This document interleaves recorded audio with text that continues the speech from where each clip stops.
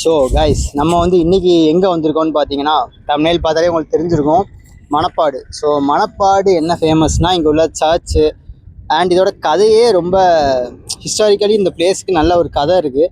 So அது என்னன்றதை நான் இந்த வீடியோ கடைசியில் சொல்கிறேன். ஃபஸ்ட் இந்த இடத்த வந்து வ்ளாக் பண்ணலான்னு பார்க்கேன். பின்னாடி இருக்குது பார்த்தீங்களா? ஸோ இந்த சர்ச்சு தான் வந்து இங்கே ஒரு சர்ச் தெரியுது, உங்களுக்கு ஃபோக்கஸ் வைக்கிறேன் பாருங்கள். ஸோ இந்த பின்னாடி ஒரு சர்ச் தெரியுதா? இந்த சர்ச் தான் இங்கே கிறிஸ்டியானிட்டி பரப்புறதுக்காக வந்தப்போ கெட்டின சர்ச்சு. ஸோ இந்த மாதிரி இந்த சர்ச் இருக்குது. ப்ளஸ் இன்னொன்று இருக்குது, ஆப்போசிட்டில் வந்து எனக்கு அழகாக சன்செட்டில் வந்து தெரியுது போர்ச்சுகீஸோட ஆர்கிடெக்சர். ஸோ அதை காட்டுறேன். அண்டு முக்கியமாக இங்கே உள்ள கடல் வந்து அழகாக இருக்கும். ஸோ அதை காட்டுறேன். எப்படி செமையாக இருக்கா? அந்த கடல் வந்து சூப்பராக இருக்கும். ஸோ அண்டு எல்லாமே காட்டுறேன், ஓவராலாக எல்லாமே காட்டுறேன். சன்செட் வேறு ஆகிட்டுருக்கு பின்னாடி. ஸோ கோல்டன் ஹார்லேருந்து இந்த வீடியோவை நான் எடுக்கிறேன். அண்ட் வாங்க டக்கு டக்குன்னு சன்செட் ஆகிறதுக்கு மட்டும் இந்த சர்ச்சை உங்களுக்கு ஃபுல்லாக காமிச்சிடுறேன்.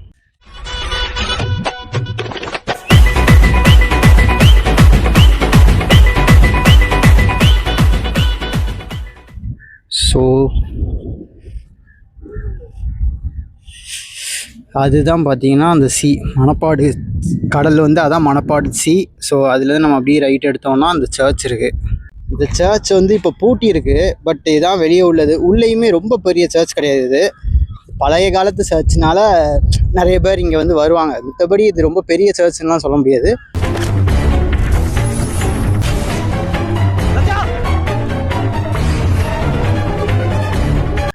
ஆனால் போர்ச்சுகீஸ் அந்த பரோக் ஸ்டைல் ஆர்கிடெக்சர் பார்த்தீங்கன்னா ஃப்ரெண்ட்லேயே செமையாக இருக்குல்ல.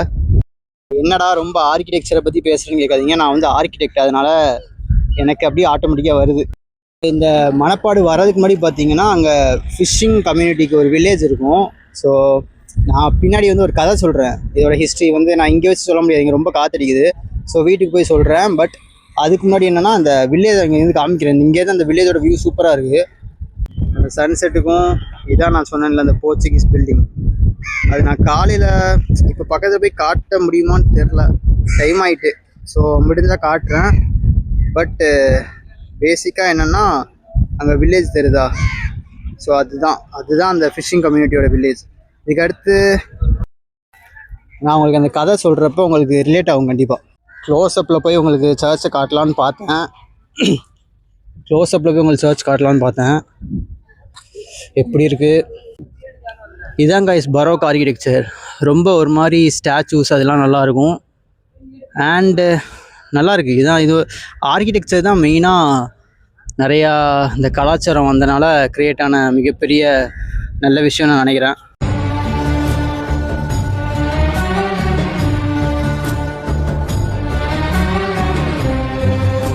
இதுதான் அந்த சர்ச்சு. ஸோ இப்போ பூட்டியிருக்காங்க, இல்லை திறந்தான் இருக்குது. அது சைடில் திறந்துருக்கு. நான் ஃப்ரண்ட்லேருந்து பார்த்துட்டு நினச்சேன், உள்ளே போய் காட்டுறேன் கைஸ். அதாவது சைடில் திறந்துருக்கு, நான் வந்து ஃப்ரண்ட்லேருந்து பூட்டியிருக்கிறது பார்த்து பூட்டியிருக்குன்னு நினச்சேன். உள்ளே இப்போ வந்துட்டேன். இப்போ பாருங்கள், சூப்பராக இருக்குல்ல? இருக்கு, நான் வந்து ஃப்ரண்ட் கேமரா எடுத்தேன்னா உங்களுக்கு மேபி தெரியாது, பேக் கேமரா எடுத்து காட்டுறேன். ரொம்ப பழைய சர்ச்சுனால ஓகேவாக இருக்குது, ரொம்ப பெருசுன்னு சொல்ல முடியாது. பட் ஸ்டில் நல்லாயிருக்கு. எக்கோ அடிக்குது கைஸ். மணப்பாடு வந்து ஒரு நான் சொன்னேன்ல ஒரு ஹார்பர் மாதிரி கிட்டத்தட்ட, ஏன்னா ஓஷன் அதாவது கடலை ஒட்டி இருக்குல்ல, கிராமம்லாம் இருக்குல்ல. ஸோ அதனால் பார்த்தீங்கன்னா அங்கே இது வச்சுருக்காங்க. பின்னாடி பார்த்தீங்கன்னா தெரியும், லைட் ஹவுஸ் இருக்கா? ஸோ அதுவும் இருக்குது. ஆனால் அங்கெல்லாம் அலோவ் பண்ண மாட்டாங்க, அங்கே மேலே ஏறவும் முடியாதுன்னு நினைக்கிறேன், ஏன்னா அது ரொம்ப சின்னதாக இருக்குது, சின்ன லைட் ஹவுஸ் தான். ஸோ இதை சும்மா சொல்லணும்னு தோணுச்சு. சன்செட் ஆக போகுது. சன்செட்டுக்கும் அங்கே உள்ள சிலைக்கும் செமையாக இருக்குது பாருங்களேன். அந்த சிலையோட சில்லவுட் வந்து நல்லா தெரியுது. அப்படியே நான் பக்கத்தில் வேணால் கொண்டு போய் காட்டுறேன். அந்த சில்லவுட் தான் பக்காவாக இருக்குது. அண்ட் இது எல்லாமே பரோக் ஸ்டைல் ஆர்கிடெக்சரை பேஸ் பண்ணி கட்டியிருக்காங்க. ஃபுல்லாக இல்லைனாலும் பார்ஷியலாக அந்த ஸ்டைலை வந்து ஃபாலோ பண்ணியிருக்காங்க. அண்டு ஜன்னலில் வந்து யாரோ சாமியார் நினைக்கிறேன், அவங்க பேர்லாம் இருக்குது. அண்ட் இதை தான் சொன்னேன், அந்த சில்லவுட்டு ஸ்டாச்சுக்கும் பின்னாடி இந்த சூரியன். அதாவது இந்த சைடும் கடல், அந்த சைடும் கடல். நான் வேணால் காட்டுறேன் ஃப்ரண்ட் கேமில். இங்கே கடல் இருக்கா? ஸோ அப்படி பார்த்தீங்கன்னா இங்கேயும் கடல் இருக்குது. ஸோ இது எப்படின்னா நம்ம சென்ட்ரலில் இருக்கிறது தான் இங்கே கதையே. அவ்வளோதான் கைஸ். கடலுக்குள்ளே இறங்கலான்னு பார்த்தேன். கடலில் வந்து பெருசாக எனக்கு தெரிஞ்சு நான் என்ன சின்ன பையனா கடல் விளாட பெருசாக ஒன்றும் எனக்கு ஆடணும்லாம் தோணல. ஸோ கடலை வந்து நீங்கள் இங்கேருந்தே பார்த்துக்கோங்க. ஓகேயா, நல்லா தான் இருக்கும். பார்த்தீங்கன்னா நிறைய க்ரௌடு ஃபுல்லாகவே ஃப்ரண்ட்டில் இருக்கும். நான் கொஞ்சம் தள்ளி வந்திருக்கேன், அதனால் க்ரௌட் இல்லாத மாதிரி தெரியும். க்ரௌட் இருக்கிற இடத்த காட்டுட்டா. ஸோ அந்த ஃப்ரண்ட்டில் அங்கெல்லாம் பார்த்தீங்கன்னா நிறைய பேர் இருப்பாங்க. ஸோ நீங்கள் நல்லா தான் இருக்கும், நீங்கள் வந்து விளாடலாம். ஸோ இங்கே வந்து விளாகை நான் முடிச்சுக்கலாம்னு நினைக்கிறேன். அண்டு நான் வந்து போன வீடியோ அதுக்கு முந்தின வீடியோலலாம் வந்து ஃபஸ்ட்டு கிறிஸ்டியானிட்டியை போட்டு அடித்தேன்னு சொல்ல முடியாது, அதில் உள்ள எனக்கு பிடிக்காத விஷயத்த நான் சொன்னேன்னா. அதுக்கப்புறம் ஹிந்துவிசமில் திருச்செந்தூரில் வச்சு நான் அதை சொல்லியிருப்பேன். இப்போ வந்து முஸ்லீம், அதாவது இந்த இஸ்லாம் வேறு என்ன, ஸோ அதான் இந்த ரிலிஜனையும் பற்றி பேசிடலான்னு பார்க்கேன். இல்லைனா பார்ஷியலாக இருந்த மாதிரி இருக்கும். ஸோ அதனால் அதை பற்றியும் பேசிடலான்னு பார்க்கேன். ஸோ நான் வந்து அந்த விலாகெல்லாம் நீங்கள் பார்த்துருப்பீங்க. இப்போ பார்த்தீங்கன்னா அந்த சர்ச்சோட கதையை நான் சொல்கிறேன்னு சொன்னேன்ல, அது என்னென்னு நான் சொல்கிறேன். இன்ட்ரெஸ்டிங்கான கதை என்னென்னா, அந்த டைம் வந்து 16th century நான் சொல்கிற டைமு.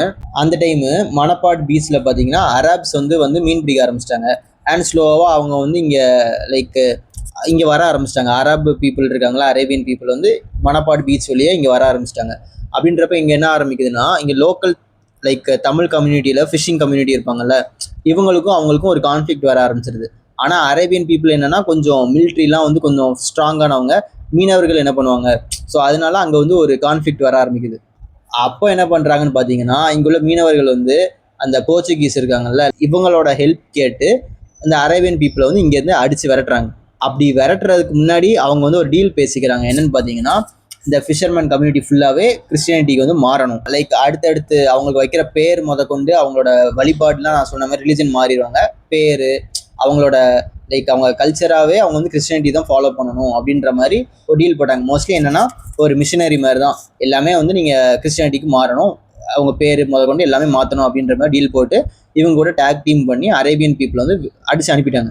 அதுக்கப்புறம் தான் பார்த்தீங்கன்னா அவங்க வந்து இங்கே நிறையா போர்ச்சுகீஸ் சர்ச்சஸ்லாம் இங்கே மணப்பாடில் நான் வந்து காமிச்சிருப்பேன். பட் ஆனால் என்னால் பக்கத்தில் போய் காமிக்க முடியல கைஸ். ஏன்னா நான் வரப்போ வந்து சன்செட்டுக்காக வந்தேன், அது அப்படியே ரொம்ப இருட்டாக ஆரம்பிச்சிட்டு.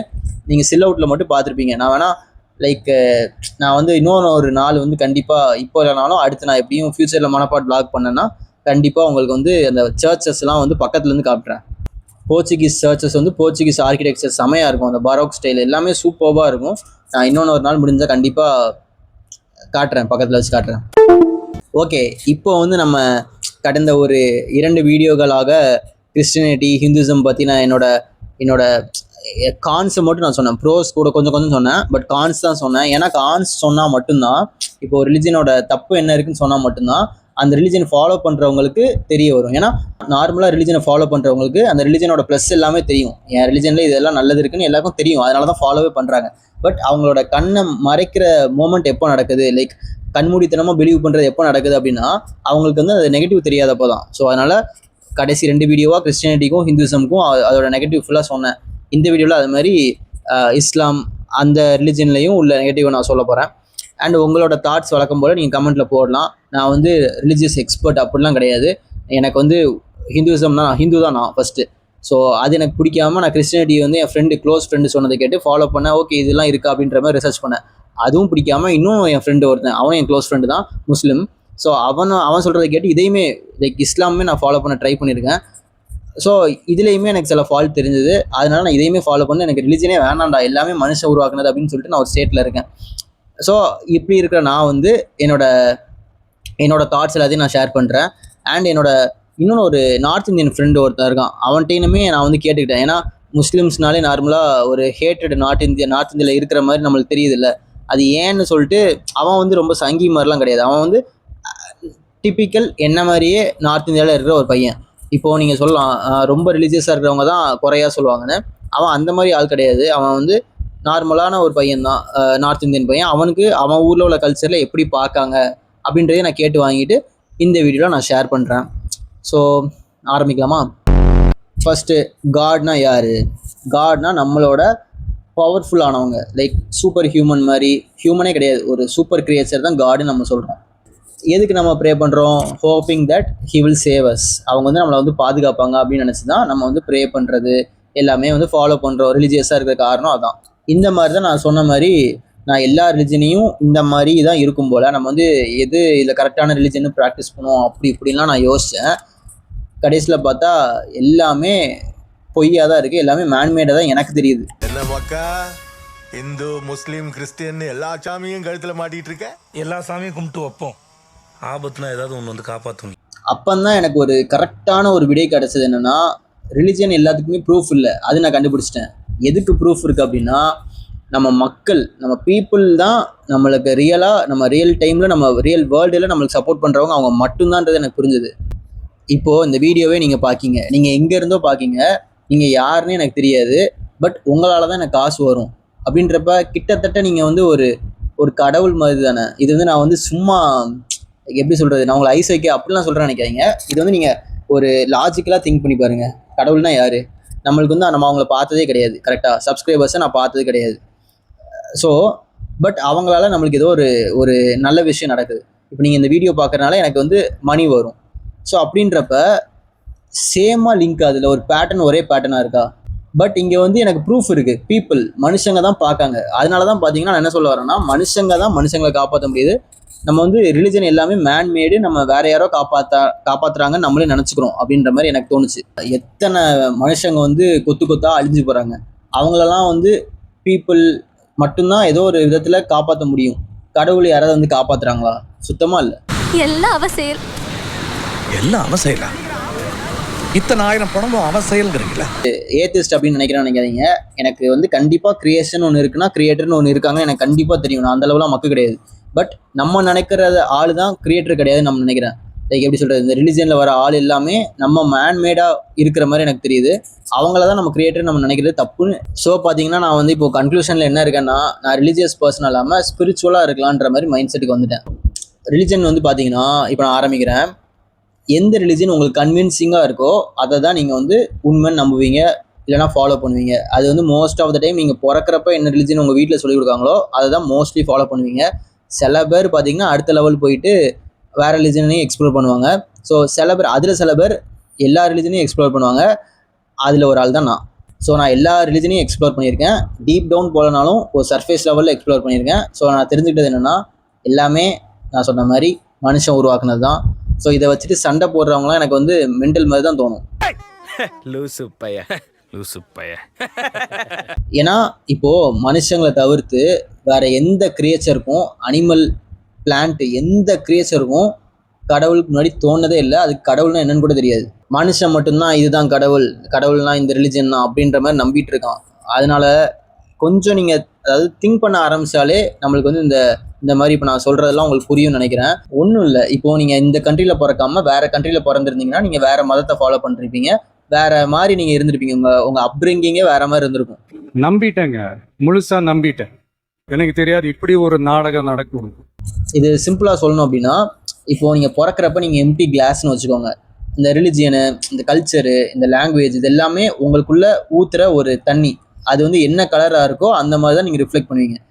இது வந்து 90% பீப்புள் இப்படி தான். லைக் அவங்க வந்து சின்ன வயசுல தான் அவங்களுக்கு என்ன சொல்கிறாங்களோ அதை பார்த்து தான் like they will be moulded. சில பேர் வந்து வெரைட்டி ஆஃப் பீப்புள் வேறு ஊரில் சொல்கிறது, அவங்க என்ன திங்க் பண்ணுறாங்கன்றதையும் தெரிஞ்சுக்கிட்டாங்கன்னா அவங்களுக்கு ஒரு வைடான ஒரு ஐடியாலஜி கிடைக்கும்னு நினைக்கிறேன். அதுதான் கரெக்டான ஐடியாலஜி.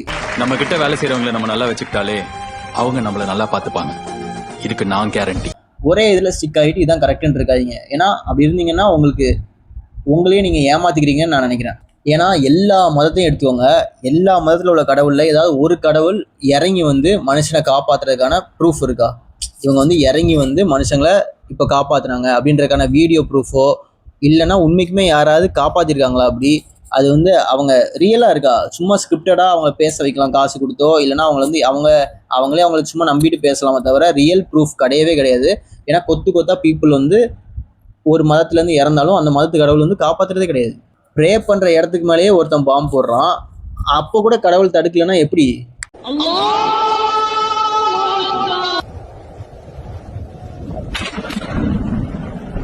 சரி, ஓகே. இப்போ நான் இந்த பர்டிகுலராக இஸ்லாமை பற்றி பேசணுன்னா, என் ஃப்ரெண்டில் ஒரு 10 இஸ்லாம் ஃப்ரெண்ட்ஸ்க்கு இருக்காங்க அப்படின்னா அதில் ஒரு 6 பேர் 7 பேர் கிட்ட டிஎம்கேக்கு சப்போர்ட் பண்றாங்க. அதனாலே எனக்கு ஒரு மாதிரி காண்டாது. உன்னைய பத்தி நான் சொல்லட்டுமா? சொல்லுங்க. போற வழியில போலீஸ் ஜீப்ல டீசல் திருந்தா நீ அட மண்ணு லாரி என்ன வரும்? அந்த மண்ணை திருடி வீடு கட்டினவே இந்த பையன் திருட்டு போய் முள்ள மாதிரி பையன் இவன் கூட சேராது இவன் மைக்கு திருடுறவன் மைக்கு மட்டும் தின்னு சொல்லாதீங்க கிறிஸ்டியானிட்டி இந்த வீடியோலயே நான் சொல்லியிருப்பேன். இப்போ இந்த வீடியோலயே நான் சொல்றது என்னன்னா, மைனாரிட்டி ஃபுல்லாகவே இங்கே ஓட் பேங்க் மட்டும்தான். உங்களோட ஓட் பர்சன்டேஜ் மட்டும்தான் அங்கே வந்து யார் வின் பண்ணுறாங்க தோக்குறாங்கன்றத ஸ்லைட்டாக டிஃபர் பண்ண முடியும். ஏன்னா இப்போ ஹிந்துஸ்னு எடுத்துக்கிட்டு அவங்க வேறு இதில் டிவைட் பண்ணி மாற்றி ஓட் போடுவாங்க. அவங்களுக்கு வந்து கிட்டத்தட்ட சொல்ல போனால் யூனிட்டி கிடையாது. பட் மைனாரிட்டி அப்படி கிடையாது. நான் சொன்ன மாதிரி தான், இப்போ 10ல் 7 பேர் ஒரே இதில் தான் ஓட்டு போடுவாங்க. அப்படின்றப்ப அதுதான் அவங்களுக்கு, அந்த ஓட்டு தான் அவங்களுக்கு வேணும். இப்போது நீங்கள் டிஎம்கேக்கு ஓட்டு போடுறது, நான் என் ஃப்ரெண்ட்ஸ்டே நான் தான் சொல்லுவேன், ஆர்எஸ்எஸும் ஐயூஎம்எல்லும் ஒரே இதுதான், அமைப்பு தான் அப்படின்னு சொன்ன ஆள் கருணாநிதி. அண்ட் ஆர்எஸ்எஸ் வந்து லைக் நல்ல இதுதான் அப்படின்னு சொன்னதும் அவர் தான். அவர் தமிழ்நாட்டுக்குள்ளே அவர் தான் கொண்டு வந்தது அப்படின்ற மாதிரிலாம் ஒரு ஆர்டிக்கல் படித்தேன். ஸோ எல்லாமே தெரிஞ்சுக்கோங்கன்னு நான் சொல்கிறேன். தெரிஞ்சுட்டு எதனால் ஓட்டு போடுறோம், அந்த கட்சி நம்மளை ஏமாத்துதா இல்லைன்றது அப்போ தான் உங்களுக்கு தெரியும்.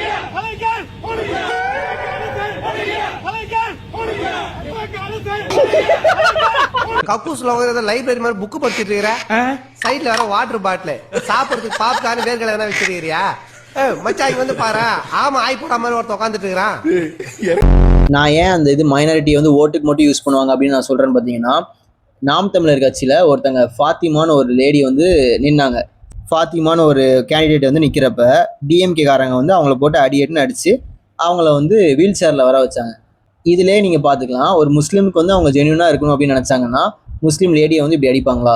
ஸோ நான் வந்து சொல்கிறது அதான், இங்கே வந்து எல்லா பொலிட்டிக்கல் பார்ட்டியும் மக்களுக்காகலாம் கிடையாது. அவங்க பொலிட்டிக்ஸில் அவங்க பவர் ஹோல்டு பண்ணணும், அவ்வளோதான். ஸோ நீங்கள் ஓட்டு போடுறப்ப உங்கள் மதத்தை தாண்டி யார் வந்தால் நம்மளுக்கு திருப்பி நம்மளுக்கு நல்லது ஏதாவது செய்வாங்களா அப்படின்றத மட்டும் பார்த்து ஓட்டு போடுங்க. மதத்தை வந்து பொலிட்டிக்ஸில் எடுத்துகிட்டே வராதிங்க. சரி, அடுத்தடுத்து நான் பாயிண்ட்டை சொல்கிறேன். அவன்கிட்ட என் ஃப்ரெண்டுகிட்ட கேட்டேன், இல்லை அவனும் ஒரு பயங்கரமாக நிறைய பாயிண்ட் சொன்னான். இந்த வீடியோ ஆக்சுவலாக பெருசாக போகும்போது நீங்கள் இந்த டைம்லைன் பார்த்தாலே தெரிஞ்சிருக்கும், பெரிய வீடியோ இது. ஏன்னா அவன் சொன்ன பாயிண்ட்லாம் நான் அடுத்தடுத்து பிரேக் பண்ணி சொல்கிறேன். அதாவது ஒரு குரூப்பாகவே இருக்காதீங்க காய்ஸ். நீங்கள் உங்கள் ஐடியாலஜி தனியாக வச்சுருங்க. எந்த ஒரு குரூப் சொல்கிறத ஃபாலோ பண்ணிவிட்டு பிளைண்டாக ஃபாலோ பண்ணிட்டு இருக்காதீங்க. ஏதாவது ஒரு கூட்டத்தோட சேர்ந்துக்கிட்டு அவங்க சொல்கிறதுக்குலாம் ஆட்டும் அந்த மாதிரி தலையாட்டிக்கிட்டு அவங்க தத்துவத்தை தலையில போட்டுட்டு மற்றவங்களோட சண்டை போட்டுட்டு அடிச்சு நாரி சாவும். ஏன்னா எப்பயுமே ஒரு குரூப் சேருது அப்படின்னா அது சேர்க்கிறவனுக்கு பெனிஃபிட் இருக்குமோ தவிர அந்த குரூப்ல உள்ளவங்களுக்கு பெனிஃபிட்டே இருக்காது. நீங்க எந்த குரூப்னாலும் யோசிச்சு பாருங்க, குரூப் சேருதுன்னா அது சேர்க்கிறவனுக்கு பெனிஃபிட் இருக்கும், அந்த குரூப்ல இருக்கவங்களுக்கு பெனிஃபிட்டே இருக்காது. இது வந்து எல்லா பொலிட்டிக்கல் பார்ட்டியும் நான் சொல்றேன், நான் டிஎம்கே மட்டும் சொல்ல, சிஜேபி பிஜேபி எல்லாமே பார்த்தீங்கன்னா குரூப் சேர்க்குறாங்க அப்படின்னா சேர்க்குறவனுக்கு தான் பெனிஃபிட்டு, குரூப்பில் உள்ளவனுக்கு பெனிஃபிட்டே கிடையாது. ஓகே, என்னோட வடக்கு நண்பன் சொன்ன பாயிண்ட் என்னன்னு பார்த்தீங்கன்னா, Muslims are more extremist in their religion அப்படின்னா, அதாவது ரொம்ப தீவிரமாக இருக்காங்க அவங்க மதத்தில் அப்படின்ற மாதிரி அவன் ஒரு குற்றச்சாட்டை வைத்தான். அதாவது நான் கொஞ்சம் அவன்கிட்ட கேட்டேன், எல்லா மதத்துலேயும் தானே இருக்காங்க, முஸ்லீம்ஸ்லேயும் என்ன அது என்ன அவங்க மட்டும்தான் எக்ஸ்ட்ரீமிஸ்ட் அப்படின்னு சொல்கிற அப்படின்னு கேட்டேன். அவன் என்ன சொன்னான்னு பார்த்தீங்கன்னா, எனக்கு அதில் ஒரு பாயிண்ட் ரொம்ப பிடிச்சிது. எல்லா மதத்துலேயும் இருக்காங்கடா, பட் நம்ம மதத்தில் இப்போ நம்ம ஏதாவது ஒரு தப்பு சொன்னோம் அப்படின்னா அதுக்கான சான்ஸ் இருக்குது, அதை வந்து கேட்டுக்கிற மனப்பக்குவமும் சில பேருக்கு இருக்குது. பட் ஆனால் முஸ்லீமில் நீ பார்த்தோன்னா நிறைய பேர் தப்பே சொல்ல மாட்டாங்க அப்படின்னு சொன்னோம். நானுமே என் முஸ்லீம் ஃப்ரெண்ட்ஸை கேட்டப்போ அவங்களுக்கே தெரில அவங்க மதத்தில் என்ன தப்பு இருக்குன்னு. அதாவது அவன் சொன்னது என்னென்னா, எல்லா மதத்துலேயும் ஏதாவது ஒரு ஃப்ளா இருக்கும், ஏதாவது ஒரு தப்பு இருக்கும், அது வந்து பின் பாயிண்ட் பண்ணி சொல்கிறதுக்கு நம்மளுக்கு ஒரு ஸ்பேஸ் இருக்குது, நம்மளால சொல்ல முடியும். அவங்க வந்து லைக் மெயினாக முஸ்லீம்ஸ் வந்து யார்ட்டையுமே சொல்ல முடியாது அப்படின்ற மாதிரி சொன்னான். சொல்ல முடியாதனால என்ன ஆயிடுது, ஒரு பிளைண்டான ஒரு பிலீஃப் ஆயிடுது, அது வந்து எக்ஸ்ட்ரீமிஸ்ட்டுக்கு புஷ் பண்ணிடுது அவங்கள அப்படின்ற மாதிரி அவன் சொன்னான். அது வந்து எனக்கு ஆமாடா, இப்போ ஏன்னா என் முஸ்லீம் ஃப்ரெண்ட்ஸ்ட்டு கேட்டால் அவங்களுக்கு அவங்க மதத்தில் என்ன ஃப்ளா இருக்குன்னே தெரில. அவன் வந்து ஃப்ளான்னு நிறைய இது சொன்னான், குரானில் உள்ள கோட்லாம் நிறைய சொன்னான். நான் குரான் படித்ததில்லை, பார்த்துருக்கேன், பட் ஆனால் படித்ததில்லை, அரபிக்கில் இருக்கும்ல, ஸோ எனக்கு தெரில, பட் படித்ததில்லை, அதனால் நான் அதை பற்றிலாம் பேசலை. நான் பொதுவாக அவன் சொன்னதில் எனக்கு என்ன பாயிண்ட்லாம் ஒரு மாதிரி டிஃப்ரெண்ட்டாக இருந்ததோ அதெல்லாம் நான் ஷேர் பண்ணுறேன். உங்களுக்கு மேபி குரானில் இந்த வேர்சஸ் வந்து தப்பாக இருந்தது அப்படின்னா நீங்கள் அது கமெண்ட்டில் போடுங்க. அண்ட் பீப்புள் வந்து அதை கிளாரிஃபை பண்ணுவாங்க, லைக் முஸ்லீம்ஸ் பார்த்துட்டு இருந்தாங்கன்னா அவங்களுமே கிளாரிஃபை பண்ணுவாங்க. அண்ட் அவன் நிறைய சொன்னாங்க கைஸ், அதில் வந்து ஏன் அவன் அவ்வளோ தீவிரமாக இருக்கான், லைக் அவன் ஏன் லைக் பாயிண்ட்டாக அவனுக்கு இவ்வளோ இது முஸ்லீம்ஸை பற்றி ஒரு குற்றச்சாட்டு இருக்குன்னு நான் பார்த்தப்ப எனக்கு தெரிய வந்தது என்னென்னா, நம்ம ஊரில் மோஸ்ட்லி முஸ்லீம்ஸ் கிங்டமும் ஹிந்து கிங்டமும் சண்டை போட்டதே கிடையாது. கடைசி காலத்தில் வேணால் மதுரை வர சண்டை போட்டாங்க, இப்போ எங்கள் ஊர்லலாம் முஸ்லீம் கிங்டம்லாம் வந்து சண்டை போட்டதே கிடையாதுன்னு நினைக்கிறேன். பட் நார்த் இந்தியாவில் பார்த்தீங்கன்னா நானே ட்ராவல் பண்ணியிருக்கேன், காலேஜ் ட்ரிப்பு, அத்தனை பிளேஸ் இருக்குது, அத்தனை டெம்பிளை இடித்து மேலே மசூதி கட்டின ஒரு ஹிஸ்ட்ரி இருக்குது. ஸோ அத்தனை போர் இருக்குது, போர் நடந்ததுக்கான இடங்கள் இருக்குது. இத்தனை இருக்கிறனால அவங்களுக்கு ஆட்டோமேட்டிக்காகவே அவங்களுக்கு அது வந்து அவங்க இன்பில்ட்டாகவே இருக்குது. அவங்களுக்கு அந்த மதம் தீவிரமான ஒரு வர்ஷிப்னு வச்சுக்கலாம். அது வந்து அங்கே ஹிந்து முஸ்லீமுக்கு எல்லாருக்குமே ரொம்பவே இருக்குது. Pakistani players are the best T20 players in the world. My family is from Pakistan. My father was born there and his family is from there. இது வந்து முஸ்லீம் சைடு வந்து என்னதான் லைக் எங்கள் கிங் மாஸ் அப்படின்ற மாதிரி நினச்சாலும் ஹிந்து சைட்லேருந்து யோசிச்சு பாருங்க.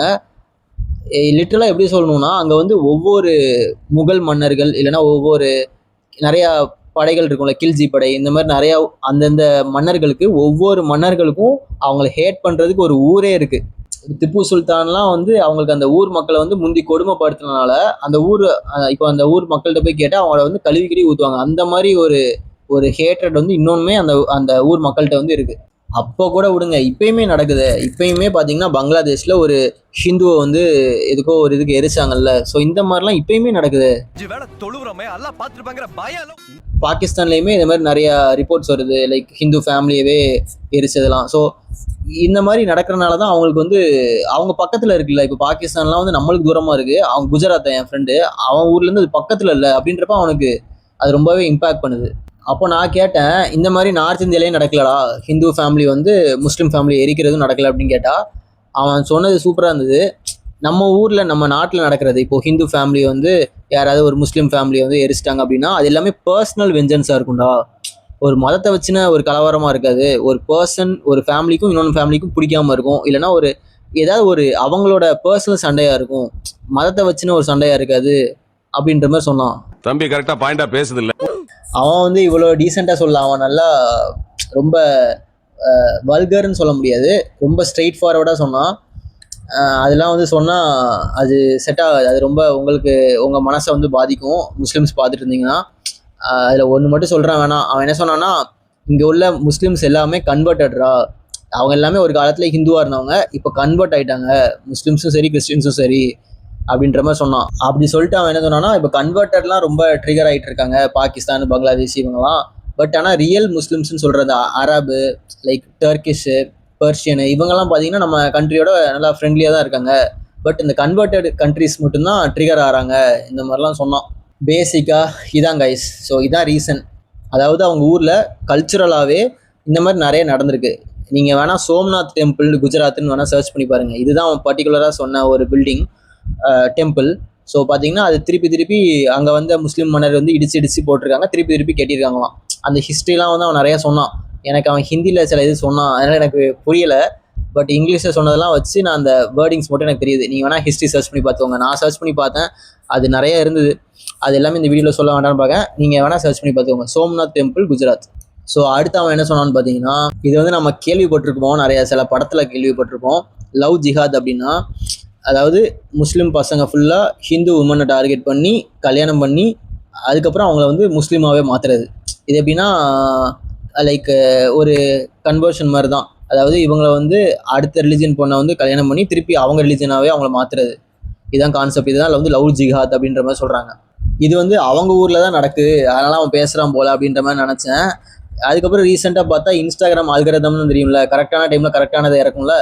பாரிசாலன் வந்து ஒரு அவருக்குள்ள ஏதோ பாட்காஸ்ட் ஏதோ பேசுகிறதுல இதை பற்றி சொல்லியிருந்தார். இந்த மாதிரி தமிழ்நாட்டிலையும் இந்த மாதிரி லவ் ஜிஹாத்ன்ற இந்த டேர்ம்ல கோட் பண்ற மாதிரி நடக்குதுன்ற மாதிரி தன்னுடைய சகாக்களோட உட்காந்து வீடியோ போட்டுட்டு இருப்பாங்க. மாட்டுக்கறி சாப்பிடும் பெருமை அந்த மாதிரி ஒரு வீடியோல நமக்கு வேண்டப்பட்ட ஒருத்தர் வந்து ஒரு கேள்வி கேட்பாரு. இப்போ நீங்க பன்றி இறைச்சி வந்து சாப்பிடக்கூடாதுன்னு சொல்றீங்கல்ல, எப்படி சொல்றீங்கன்னு அந்த நபர்கிட்ட கேட்பாரு. உடனே அந்த நபர் கொஞ்சம் கூட யோசிக்கல, என்னுடைய மதத்தில் அதை சாப்பிடக்கூடாது என்று சொல்லிவிட்டார்கள், அதனால நான் சாப்பிட மாட்டேன்டார் ஒரே போடா. அதுதான் ஹிப்போக்ரசி. அந்த குறிப்பிட்ட நபர் இன்னொரு வேலையும் பண்ணாரு. அவர் வந்து காதலிச்சாரு. யார? ஒரு ஹிந்து பிள்ளைய காதலிச்சாரு. கல்யாணம் வரும்போது அந்த பொண்ணு வந்து மதம் மாறணும். ஏன் மாறணும் சொல்லு. அப்பதான் எங்க மதத்துல அனுமதிப்பாங்க, உன் மதத்துல ஏன் அனுமதிக்கணும்? சரி, இஸ்லாத்துல தான் காதலிக்க கூடாதுடா, கல்யாணம் பண்ணி காதலிக்க கூடாது, நீ ஏன் காதலிச்ச? அப்போ இப்ப இங்க புரியுதா? இதுதான் செலக்டிவா ஒரு ரிலீஜன் இருக்குது. இந்த கிளிப்ல அவர் சொன்ன மாதிரி தமிழ்நாட்டுக்குள்ளே இது வருது. ஆனா அவன் என்ன மீன் பண்ணான்னா, எங்க ஊர்ல இது ரொம்ப காமனா அங்கங்க நடக்குதுடா. எக்ஸாம்பிள் இப்போ செலிபிரிட்டியே எடுத்துக்கோ, சைஃப் அலி கானு, அமீர் கானு, இவங்கெல்லாம் பார்த்தீங்கன்னா வேற உமனை வந்து மேரி பண்ணிட்டாங்க. ஆனால் அவங்க எல்லாமே மேரி பண்ணது ஹிந்து, ஆனால் அவங்க பசங்களை பார்த்தோன்னா முஸ்லீமாக இருக்காங்க. ஸோ இந்த மாதிரிலாம் நிறையா அவன் சொன்னான். அது அவங்க ஊருக்குள்ளே நம்ம போக வேண்டாம், நம்ம ஊரில் இந்த பிரச்சனை இருக்குது. நான் பாரிசால நான் ஒரு வீடியோ பார்த்தேன், அதனால நான் சொன்னேன். எனக்கும் இது வந்து ஒரு பாயிண்ட்ல வந்து தோணுச்சு. இப்போது முஸ்லீம் பொண்ணு வந்து ஹிந்து பையனை கெட்டுறது பிரச்சனை அப்படின்றது எனக்கு அது தப்பு தானே. அது வந்து ஒரு மாதிரி எனக்கு தப்பாக தான் தோணுச்சு. ஏன்னா இதுவரை எனக்கு நடந்த 2 ரிஜெக்ஷனுமே ரிலிஜனை வச்சு தான். அதனால தான் சொல்கிறேன், எனக்கு ரொம்ப தப்பாக தோணுது. இது வந்து இப்போது ஹிந்துஸை வந்து சங்கின்னு சொன்னாங்கன்னா இதுவும் ஒன் கைண்ட் ஆஃப் சங்கீசம் தானே. நம்ம ஊரில் ஆன்லைனில் சொல்ல போனால் பச்சை சங்கி அப்படின்ற மாதிரி சொல்கிறாங்க. நம்ம ஊரில் யாரை சொல்கிறாங்க இந்த பச்சை சங்கின்ற டேர்ம் அப்படின்னு பார்த்தீங்கன்னா, ஆன்லைனில் இந்த ரொம்ப எக்ஸ்ட்ரீமிஸ்டாக முஸ்லீம் இன்ஃப்ளூயன்சர்ஸ் இருக்காங்கல்ல. எக்ஸாம்பிள் சொல்லணும்னா அந்த லீ டிவி வேறு இந்த மாதிரியான யூடியூப் கிரியேட்டர்ஸே வந்து பச்சை சங்கின்ற மாதிரி சொல்கிறாங்க. அதாவது ஒன்றும் இல்லை, முஸ்லீம் யாராவது ஒருத்தங்க முக்கியமாக முஸ்லீம் பொண்ணுங்க ஏதாவது ஒன்று தப்பாக பண்ணிட்டாங்கன்னா அவங்கள வந்து வச்சு கழுவி ஊற்றுறது, அவங்க வந்து அல்லாஹ் அவங்கள சும்மா விட மாட்டாங்க இப்படிலாம் சொல்கிறது. இவங்கெல்லாம் தான் ஒரு விதமான எக்ஸ்ட்ரீமிஸ்ட்டு அண்ட் இவங்கள தான் பச்சை சங்கி அப்படின்ற மாதிரி கோட் பண்ணுறாங்க. இதுக்கான உண்மையான தீர்வு அவங்களை அடிக்கிறதோ திட்டுறதோ கிடையாது. இந்த இளைய சமுதாய கையில இருந்து மொபைலை புடிங்கிட்டு திருக்குறானை கொடுக்கறதுதான். கடலூர் மாநிலத்தினால நான் உத்தமர் பத்தி பேசுறேன். இந்த உத்தமர்கள்லாம் வந்து நான் தப்பு, என்னோட ரீல்ஸ் பாக்குறேன் பேசுறாங்களா, அவங்களுக்கு தான். நீங்க எதுக்கு என் ரீல்ஸ் பாக்குறீங்க? அவரது இன்பாக்ஸிலும் எக்ஸ் தளத்திலும் கடந்த சில நாட்களாக தொடர்ச்சியாக கொலை செய்து விடுவோம் என்றும் பாலியல் வன்முறைக்கு ஆளாக்குவோம் என்றும் சரமாரியாக விடுக்கப்பட்ட மிரட்டல்களும் அவர் அதற்கு ஆற்றிய எதிர்வினைகளும் தான். இந்த மிரட்டல்கள் யாரோ ஊர் பெயர் முகம் தெரியாதவர்களிடம் இருந்து வந்தவையல்ல. அவரது சொந்த ஊரை சேர்ந்தவர்களும் சொந்த மதத்தை சேர்ந்தவர்களும் தான் இதை செய்திருக்கின்றனர். இத்தகைய மிரட்டல்களை நியாயப்படுத்தி பலர் முன்வைக்கும் குற்றச்சாட்டு என்ன தெரியுமா? ஹிஜாப் அணிந்து இன்ஸ்டாகிராமில் சினிமா பாடல்களுக்கு வஹிதா ரீல்ஸ் பதிவிடுகிறார் என்பதுதான். உங்களுக்கு ஆக்சுவலி என்ன வேணும்? நான் புர்காவை கலட்டிட்டு ஆடணும். நீ வந்து உன் பார்வையை தாழ்த்திட்டு போக மாட்டேன். நீ வந்து இன்னொரு பொண்ணை போய் பாக்குறது தப்பு, நீ ஒத்துக்க மாட்டேன். நீ பாக்க, ஆனா நீ பார்க்கும்போது அது புர்கால இருக்கக்கூடாது. அதையும் அவுட்டுக்கு ஆடணும். நீ பாக்க கண்டினியூ பண்ணணும். உனக்கு அதுதான் வேணும். ஒரு கட்டத்தில் இதய நோயாளியான வஹிதாவின் தாய்க்கு போன் செய்து தற்கொலை செய்து கொள்ளுமாறும் ஊரை விட்டு தள்ளி வைப்பதாகவும் ஊர்க்காரர்கள் சிலரால் அக்குடும்பத்திற்கு மன உளைச்சல் விடுக்கப்பட்டுள்ளது. இதனை கடையநல்லூர் காவல் நிலையத்தைச் சேர்ந்த காவலர் ஒருவர் DWவிடம் உறுதிப்படுத்தியுள்ளார். ஊர் பெயரை கெடுத்து விட்டதாக வந்த அழுத்தங்களை தொடர்ந்து வீடியோ ஒன்றை வெளியிட்ட வஹிதா கடையநல்லூரில் குழந்தைகளுக்கும் பெண்களுக்கும் நடந்த பாலியல் வன்முறைகளையும் போதையில் நடந்த வன்முறைகளையும் பட்டியலிட்டு அதில் போகாத கடையநல்லூரின் மானம் என்னுடைய ரீல்ஸ் வீடியோக்களால் போய்விட்டதா என கேள்வி எழுப்பியிருந்தார். ஒழுக்கத்தை போதித்துவிட்டு பெண்களுக்கு மிரட்டல்கள் விடுக்கும் போலியான முகத்திரையை வஹிதாவின் ஹிஜாப் ரீல்ஸ் கிழித்திருப்பதாகவும் பாராட்டுகள் குவியும் நிலையில் வஹிதா பாதுகாக்கப்பட வேண்டும் என்னும் குரல்களும் வலுத்திருக்கின்றன. இவங்க மட்டும் இல்லை, உமனுமே நிறைய இன்ஃப்ளூயன்சர் வந்து முஸ்லீம் உமன் இன்ஃப்ளூயன்சருமே எனக்கு வந்து டிஸ்டர்பிங்கான நிறைய ரீல்ஸுமே நான் பார்த்தேன். நான் வேணா இப்போ ஷேர் பண்ணுறேன். பாய் முஸ்லீம் தானே, நம்ம பாட்டு ஆஃப் பண்ணுங்களே. சூரா எதுனா போடுங்க பாய். சூரா வாக்கியா, சூரா ரஹ்மான், சூரா பக்ரா எல்லாம் போட்டா உங்களுக்கு பரக்கத் வரும். இந்த பாட்டு நானும் கேட்கறதால நானும் தப்பு பண்றது உங்களுக்கு வந்து சேரும். துவா ஜிக்ர் அந்த மாதிரி போடு, கேளுங்க. நீங்க இது பாட்டு கேட்கறது நம்மளுக்கு சின், அது ஒரு பெரிய மேஜர் சின். மியூசிக் கேட்கறதுக்கு பதில் நீங்க நிறைய நஷீத் கேட்கலாம், இஸ்லாமிக் ஜிகிர் போடலாம், அது குரான் போடலாம். சூரா பக்ரா டே ஃபுல்லா போட்டு போனீங்கன்னா உங்களுக்கு நிறைய சவாரி எல்லாம் நிறைய கொடுத்துட்டே இருப்பாரு இன்ஷா அல்லாஹ். அதாவது இந்த பச்சை சங்கின்றவங்க லைக் அவங்க வந்து ரீல்ஸ் போடலாமா, ஆனால் இந்த முஸ்லீம் விமன் வந்து ரீல்ஸ் போடக்கூடாதான். அதை வந்து இவங்க சொல்கிறதே ரீல்ஸ் மூலமாக தான். அதுதான் இருக்கிறதுலே ஃபன்னியாக இருக்குது. என்னன்னு எனக்கு புரியல, சிரிப்பாக இருக்குது. இவங்க ரீல்ஸ் போடலாமா, ரீல்ஸ் போடுறவங்கள வந்து குறை சொல்லுவாங்களாம், ஏன்னா அவங்க பொண்ணுன்றதுனால. இந்த கான்செப்டே புரியல.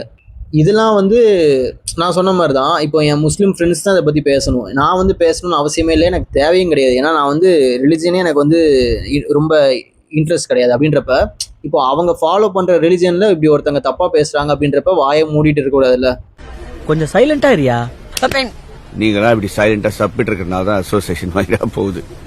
ஏன் நான் வாயை மூடிட்டு இருக்கக்கூடாது அப்படின்னு சொல்கிறேன்னு பார்த்தீங்கன்னா, இப்போது ஒரு முஸ்லீம் மதத்தில் ஏதாவது ஒரு தப்பு இருக்குது அப்படின்றத ஒரு ஹிந்துவாக நான் சொல்கிறதுக்கும் அந்த மதத்துக்காரங்களே சொல்கிறதுக்கும் வித்தியாசம் இருக்குது. இப்போ நான் சொன்னேன் அப்படின்னா, நான் என்ன தான் அதில் ஹிந்துசம் மேலே எனக்கு வந்து நான் ஃபாலோ பண்ணலனாலும் அந்த மதத்துக்காரங்களுக்கு என்ன தோணும், இவன் அந்த மதத்துக்காரன் அதனால தான் அப்படி பண்ணுறான்ற மாதிரி ஒரு சண்டையாக தான் மாறுமோ தவிர ஒரு சொல்யூஷன் கிடைக்காது. இதே தான் அவங்க மதத்துக்காரனே அதில் உள்ள தப்பை சொன்னான் அப்படின்னா அங்கே வந்து ஒரு ஐடியா ஒன்று ஒரு புதுசாக ஃபார்ம் ஆகும். இப்படியும் இருக்கலாம் போல், ஓகே இது தப்பு போல் அப்படின்ற மாதிரி சொல்யூஷனை நோக்கி போவாங்க.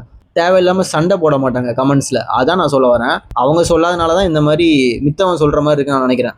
ஏன்னா சில ரீல்ஸ்லாம் ரொம்ப டிஸ்டர்பிங்காக இருந்தது காய்ஸ். என் ஃப்ரெண்டு அந்த வடக்கு நண்பன் எனக்கு அனுப்பிவிட்டுருந்தான். சில ரீல்ஸ்லாம் ரொம்ப டிஸ்டர்பிங்காக இருந்தது. ஒரு சின்ன பசங்கள்லாம் வந்து ஒரு பொம்மையை தான் வெட்டுறதெல்லாம் வந்து ரீலாக போட்டிருந்தாங்க. எனக்கு அது இந்த வயசுல என்னடா இப்படி சொல்லி கொடுங்கன்ற மாதிரி இருந்தது.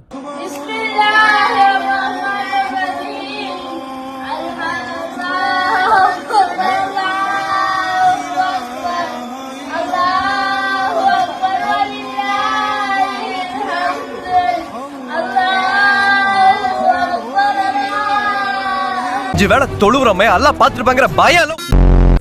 ஓகே, இதுக்கு அடுத்து அவன் என்ன சொன்னான் தெரியுமா? இஸ்லாமோஃபோபியா அப்படின்ற மாதிரி சொல்கிறாங்க. அது வந்து தப்புடா.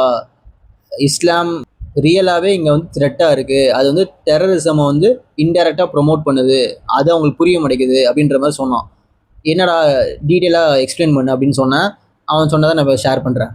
அதாவது என்ன சொன்னான்னு பார்த்தீங்கன்னா, இஸ்லாமில் வந்து அக்கௌண்டபிலிட்டி எடுத்துக்க மாட்றாங்க, அது வந்து தப்பு. நான் போன பாயிண்டில் சொன்னது தான் அவனு சொன்னான். அக்கௌண்டபிலிட்டின்னு என்னென்னா, இப்போ எங்கள் மதத்தில் இது தப்பு இருக்குது, அதனால் நாங்கள் தப்புன்னு ஒத்துக்கிறோன்றதை ஒத்துக்க மாட்றாங்கன்ற மாதிரி அவன் சொன்னான். அதான் அக்கௌண்டபிலிட்டி. அண்ட் அதை வந்து டெரரிசம் வந்து இன்டெரக்டாக ப்ரொமோட் பண்ணுறாங்கன்னு சொன்னது என்னென்னா, அவன் வந்து சூப்பராக எக்ஸ்பிளைன் பண்ணான். என்னென்னா, சிவில் இஸ்லாம்னு ஒன்று இருக்குது, பொலிட்டிக்கல் இஸ்லாம்னு ஒன்று இருக்குடா.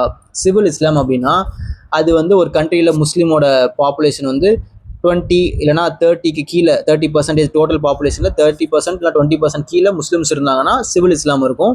பெரிய இன்ஃப்ளூயன்ஸ்லாம் பண்ணாது பாலிடிக்ஸில் அப்படின்ற மாதிரி சொன்னான். சிவில் இஸ்லாம் இருக்கப்ப எல்லாம் ஒரு மாதிரி ஜாலியாக தான் இருப்பாங்க.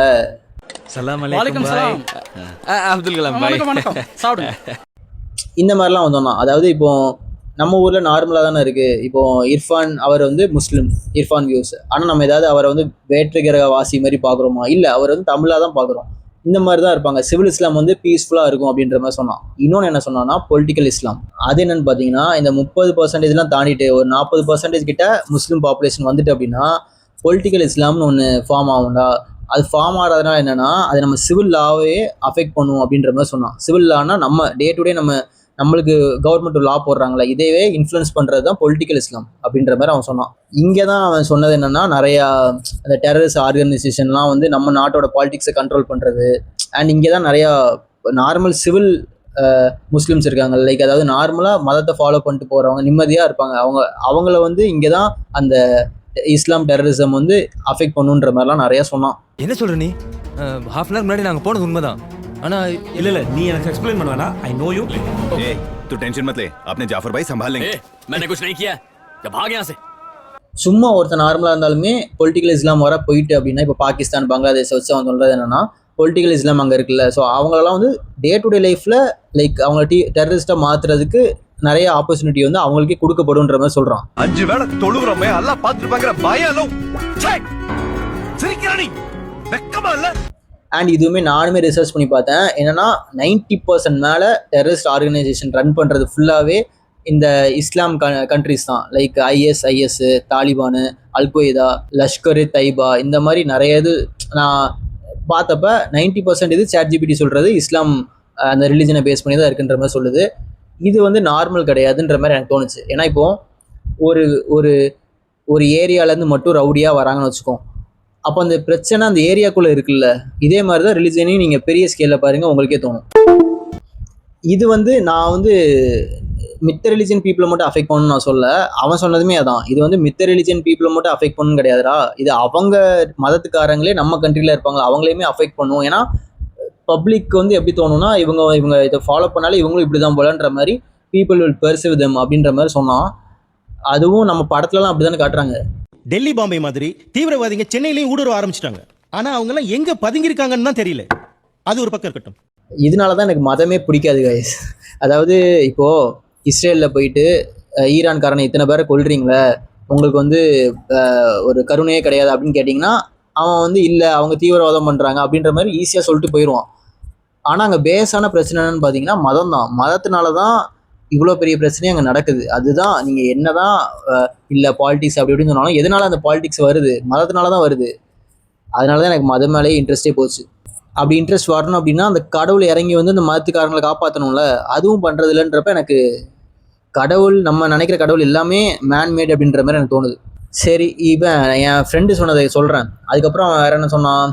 நிறைய சொன்னான். என்னென்னா, நார்மலாகவே நீ பார்த்தன்னா அவங்க இப்போ பாகிஸ்தான் பங்களாதேஷ்காரங்களுக்கு ஃபுல்லாகவே ஒரு வன்மம் தாண்டா இருக்குது மித்த மதத்துக்காரங்க மேலே அப்படின்ற மாதிரி சொன்னான். ஆப்பிரிக்கா மாதிரி சிவில் வார் வெடிக்கும். மக்களுக்கு இருக்கிற ஓட்டு போடுற உரிமை அழிஞ்சி சர்வாதிகாரம் முளைக்கும். அதிகாரம் எங்க கைக்கு வரும்.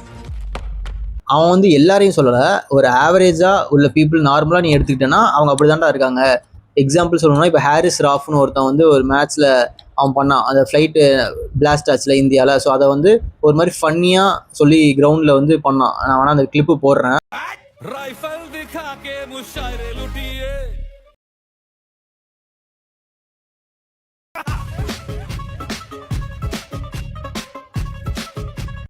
இதுக்கெல்லாம் வந்து நம்ம ஒரு முஸ்லிம்ஸ் வாய்ஸ் அவுட் பண்ணியிருக்கணும்ல, இது தப்பு, அவனை பிடிச்சி ஜெயிலில் போடுங்க சார் அப்படின்ற மாதிரி சொல்லியிருக்கணும்ல. புடிங்க சார், அவனை பிடிச்சி ஜெயில போடுங்க சார். இந்த மாதிரியே பேசுறது இல்லடா, இதுதான் இங்கே பிரச்சனை அப்படின்ற மாதிரி சொன்னான்.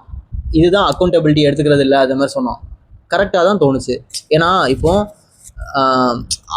அவங்க மதத்துக்காரன் தானே அவன். இது வந்து நான் என்ன சொல்லணும்னா, நீங்கள் வந்து அவன் வேற நாட்டுக்காரன் நீங்கள் சொல்லலாம். அதுதான் இங்கே பாயிண்ட் என்னன்னா, அவன் வேற நாட்டுக்காரன் நம்ம நாடை பற்றி தப்பாக பேசுகிறான்.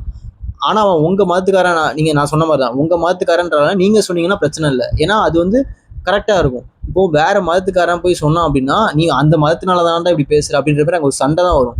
அதனால இங்கே உள்ள முஸ்லீம்ஸ் அதுக்கு வந்து குரல் கொடுத்துருக்கணும் அப்படின்ற மாதிரி நான் நினைக்கிறேன்.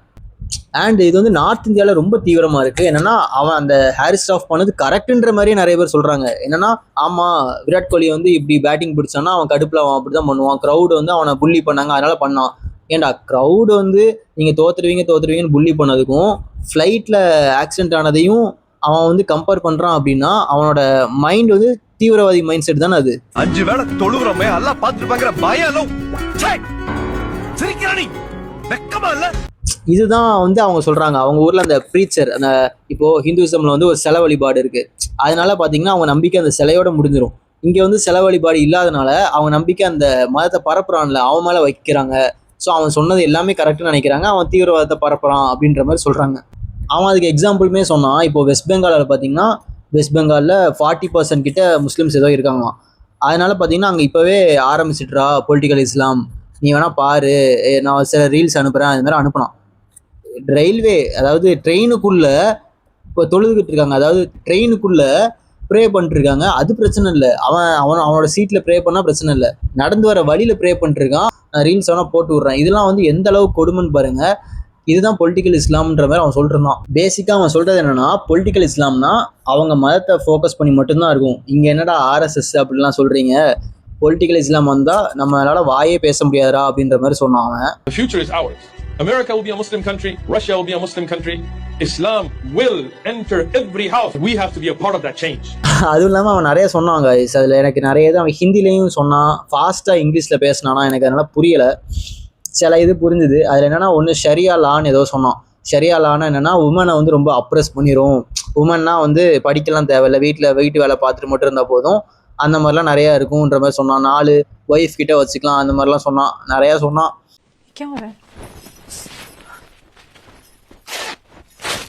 She's new here. Give her some time, she'll understand your style. And நீங்கள் நல்லா நோட் பண்ணிங்கன்னா, நான் இந்த பேட்டர்ன் நோட் பண்ணேன். என்னென்னா, எந்த முஸ்லீம் கண்ட்ரிலையும் ஃபெமினிஸ்டே இருக்க மாட்டாங்க. நீங்கள் நல்லா நோட் பண்ணி பாருங்கள். ஆப்கானிஸ்தானு, டர்க்கி, வேறு ஈரானு, சவுதி அரேபியா, இங்கெல்லாம் ஃபெமினிசம்லாம் இருக்கான்னு நீங்கள் யோசிச்சு பாருங்கள்.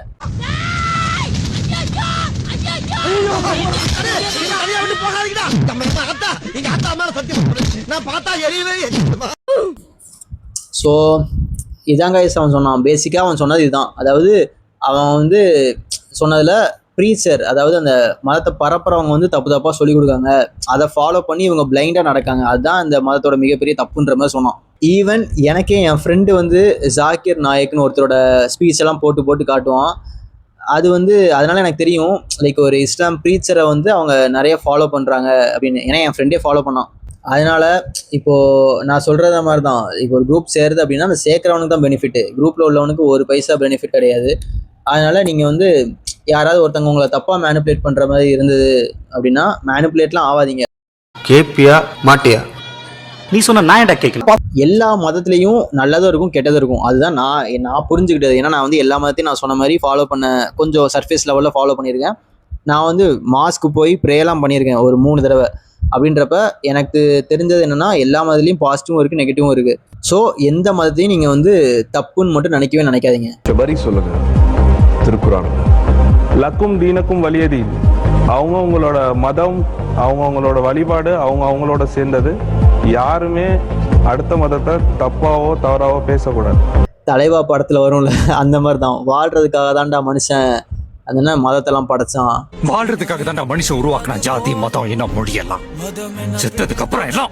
மதமே இல்லைன்னா எவ்வளோ உலகம் அமைதியாக இருக்குன்றது நான் யோசிச்சு பார்த்துருக்கேன். சீரியஸாகவே ரொம்பவே அமைதியாக இருந்திருக்கும். ஏன்னா எந்த ஒரு ஃபைட்டுமே மோஸ்ட்லி இருக்காது இல்லை. இப்போ மதம்ன்றது மட்டும்தான் பார்த்தீங்கன்னா, இப்போ நீங்களும் நானும் பார்த்துருக்கவே மாட்டோம். உங்களை வந்து எனக்கு பர்சனலாக தெரியவே தெரியாது. ஆனால் மதம்ன்ற ஒன்று, இப்போ நீங்கள் உங்கள் மதத்தில் நீங்கள் ஸ்ட்ராங்காக இருக்கீங்க, நான் என் மதத்தில் ஸ்ட்ராங்காக இருக்கேன் அப்படின்னா நம்மளுக்கு வந்து இன்டெரக்டாக அங்கே கிளாஷ் கொண்டு வரதே இந்த மதம் தான். மதம், இந்த ஜாதி, இந்த இதெல்லாம் பார்த்தீங்கன்னா நம்ம அந்த மதத்தில் அந்த ஜாதி மேலே உள்ள ஒரு கெட்ட மதிப்பீடை வந்து பார்க்காத ஒரு பர்சன் மேலேயும் நம்ம வந்து திங்க் பண்ணிடுவோம், ஜட்ஜ் பண்ணிடுவோம். அண்ட் இன்னொன்று சொன்னாங்க, அது சூப்பராக இருந்தது. என்னென்னா சிவில் வார்னு ஒன்று இருக்குல்ல, அதாவது மக்களுக்குள்ளே போர் வரும்ல, அதெல்லாம் வந்து இந்த மதத்தினால ஈஸியாக ப்ரொவோக் பண்ண முடியும்டா. அதாவது இஸ்லாம்னால யூரோப் கண்ட்ரியில் சிவில் வார் வரப்போகுது அப்படின்ற மாதிரி சொன்னோம். நிறைய யூரோப் கண்ட்ரீஸில் பார்த்தீங்கன்னா இப்போவே லைக் முஸ்லீம் பீப்புள் மேலே ஒரு ஹேட்ரட் ஃபார்ம் ஆகிட்டு வருது. ஏன்னா அவங்க நிறையா இப்போ ஒரு கண்ட்ரியில் போகிறாங்கன்னா அவங்க அங்கே போயிட்டு பாப்புலேஷன் கூடிட்டு அந்த கண்ட்ரியில் வந்து அவங்க லா வேணும், அதான் பொலிட்டிக்கல் இஸ்லாம், அது கேட்குறாங்கன்ற மாதிரி ஒரு ப்ராப்ளம்லாம் ஆன்லைனில் நிறைய பார்க்க முடியுது. இது வந்து நான் சில படமாகவே எடுத்து விட்ருக்காங்க, நான் பார்க்கணுன்னு வச்சுருக்கேன். என்னென்னா சிட்டிசன் விஜிலண்டேன்னு ஒரு படம், அதுக்கப்புறம் நாட் விதவுட் மை டாட்டர் அப்படின்னு ஒரு முந்தைய வந்த படம் 1991. இதெல்லாம் வந்து அவன் ரெஃபர் பண்ணான், என் ஃப்ரெண்டு, அந்த வடக்கு நண்பன். இந்த மாதிரி நிறைய படத்துலேயே அதை பற்றி சொல்லியிருக்காங்கடா அப்படின்ற மாதிரிலாம் சொன்னான். ஆன்லைன்லேயே வந்து நிறைய ஹேட்ரட் பார்க்க முடியுது, லைக் மெயினாக இஸ்லாம் அந்த மதத்து மேலே. அது வந்து ஃபாரின் வீடியோஸே நிறைய இருக்குது. நான் வேணால் சில ஒரு 2-3 வேணால் போட்டு விட்றேன், இப்போ நீங்கள் பாருங்கள். Pakistan is the most inbred country in the world. And before you get angry at me, no, this isn't my opinion. This is a provable fact. According to data, between 55 and 67% of all marriages in Pakistan are to first cousins. And we've known for centuries that this is a really bad idea, because children born to first cousins experience a drop in IQ of up to 10 points, as well as have double the risk of being born with genetic defects. And why this should worry us is because millions of Pakistani migrants now live in Europe and the West, and they're bringing this damaging culture of first cousin marriage into our countries. According to the BBC, 55% of all Pakistani marriages in the UK are still to first cousins, meaning Pakistani migrants are influencing our countries to become less intelligent and more riddled with disease and genetic defects. And again, this isn't my opinion. This is a provable fact. Breaking news. Last night, a young Hindu man named Deepo Chandra Das was surrounded by an Islamist mob because of an alleged insult posted online about their prophet. He was beaten, he was tortured, he was tied to a tree and burned alive. The crowd didn't even hide it. They filmed it. They shared it. They celebrated it.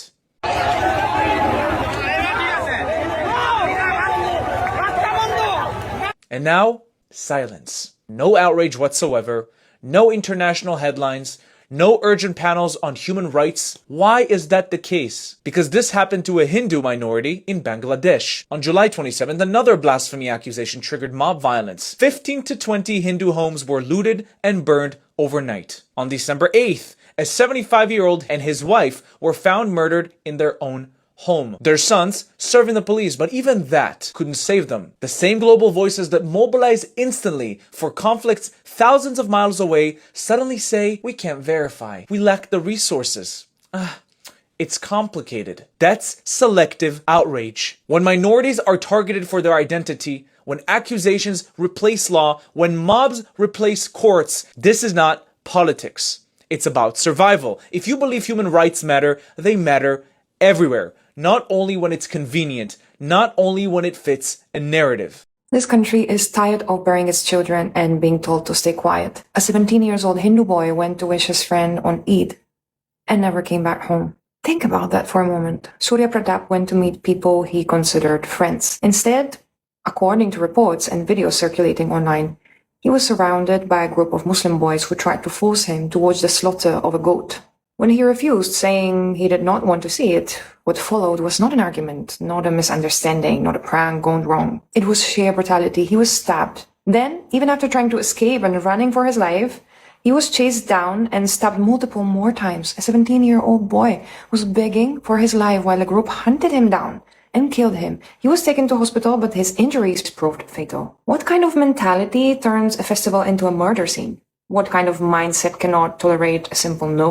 The most chilling part is not that strangers did this. These were people he called his friends and went to wish them. People he trusted. The country is tired of hearing excuses after such incidents, tired of hearing how everything should immediately be forgotten in the name of harmony, while grieving families are left to cremate their children. A young boy is dead. A family has been destroyed forever. And the nation deserves answers. The main accused, Assad, was later killed in a police encounter. That's the UP model. The question is, should it be followed by the rest of the states? Every single person involved must face the harshest punishment available under law. Not selective outrage, not political statements, not endless debates. Justice.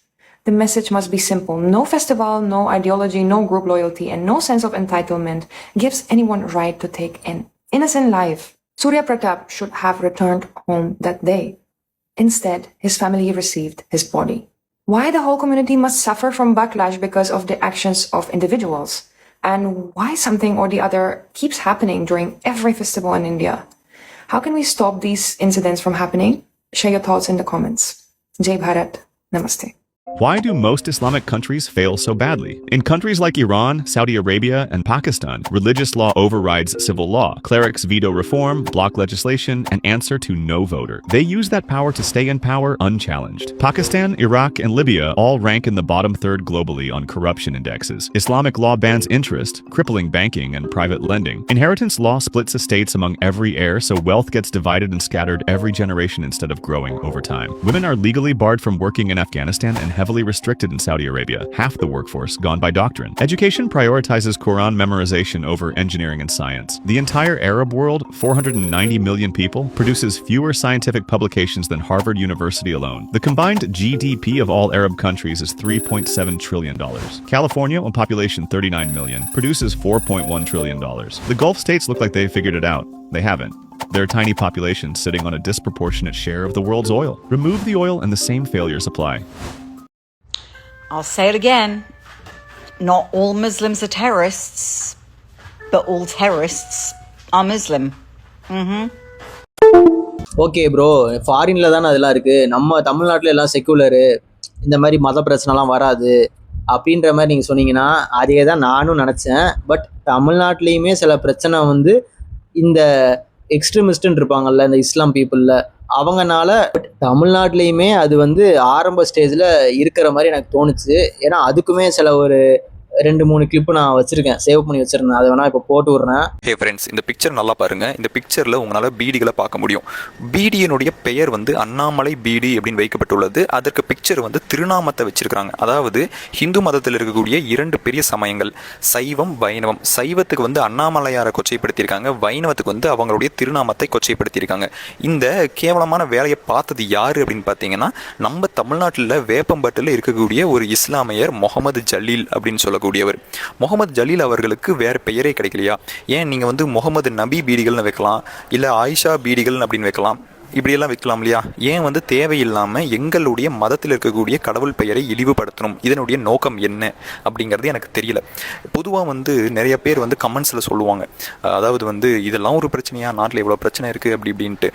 நான் உங்களுக்கு கேட்குறேன், இதுவே ஏதாவது ஒரு ஹிந்து மதத்தை சேர்ந்தவர் வந்து முகமது நபி சாராய கடை அப்படின்னு வைத்திருந்தா நீங்கள் சும்மா இருப்பீங்களா? நீங்கள் வந்து என்ன சொல்லுவீங்க? ஏன் வந்து அந்த மதத்தை வந்து நீ இழிவுபடுத்துகிற, இது ஓ மேலே தான் தப்பு அப்படின்னு சொல்கிறீங்க இல்லையா? இப்போ இதே மாதிரி நீங்கள் அந்த இஸ்லாமியர் செஞ்சது தப்பு அப்படின்னு உங்களால் சொல்ல முடியுமா? பாரதிய ஜனதா கட்சின்னு ஒரு கட்சி இருக்கு தெரியுமா நம்ம ஊரில்? அந்த கட்சி வந்து ஒரு மதவாத கட்சி, இல்லைன்னா ஒரு மதம் சார்ந்த கட்சியாம். ஆனா இந்தியன் யூனியன் முஸ்லீம் லீக்னு ஒரு கட்சி இருக்கு, பேர்லயே முஸ்லீம் வச்சிருக்கு, அது வந்து மத சார்பில்லா கட்சியாம்.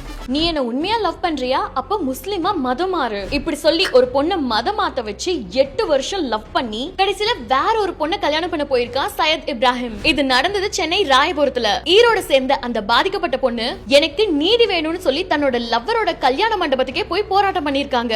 அந்த பொண்ணுக்கு சப்போர்ட்டா சிலரும் போயிருக்காங்க.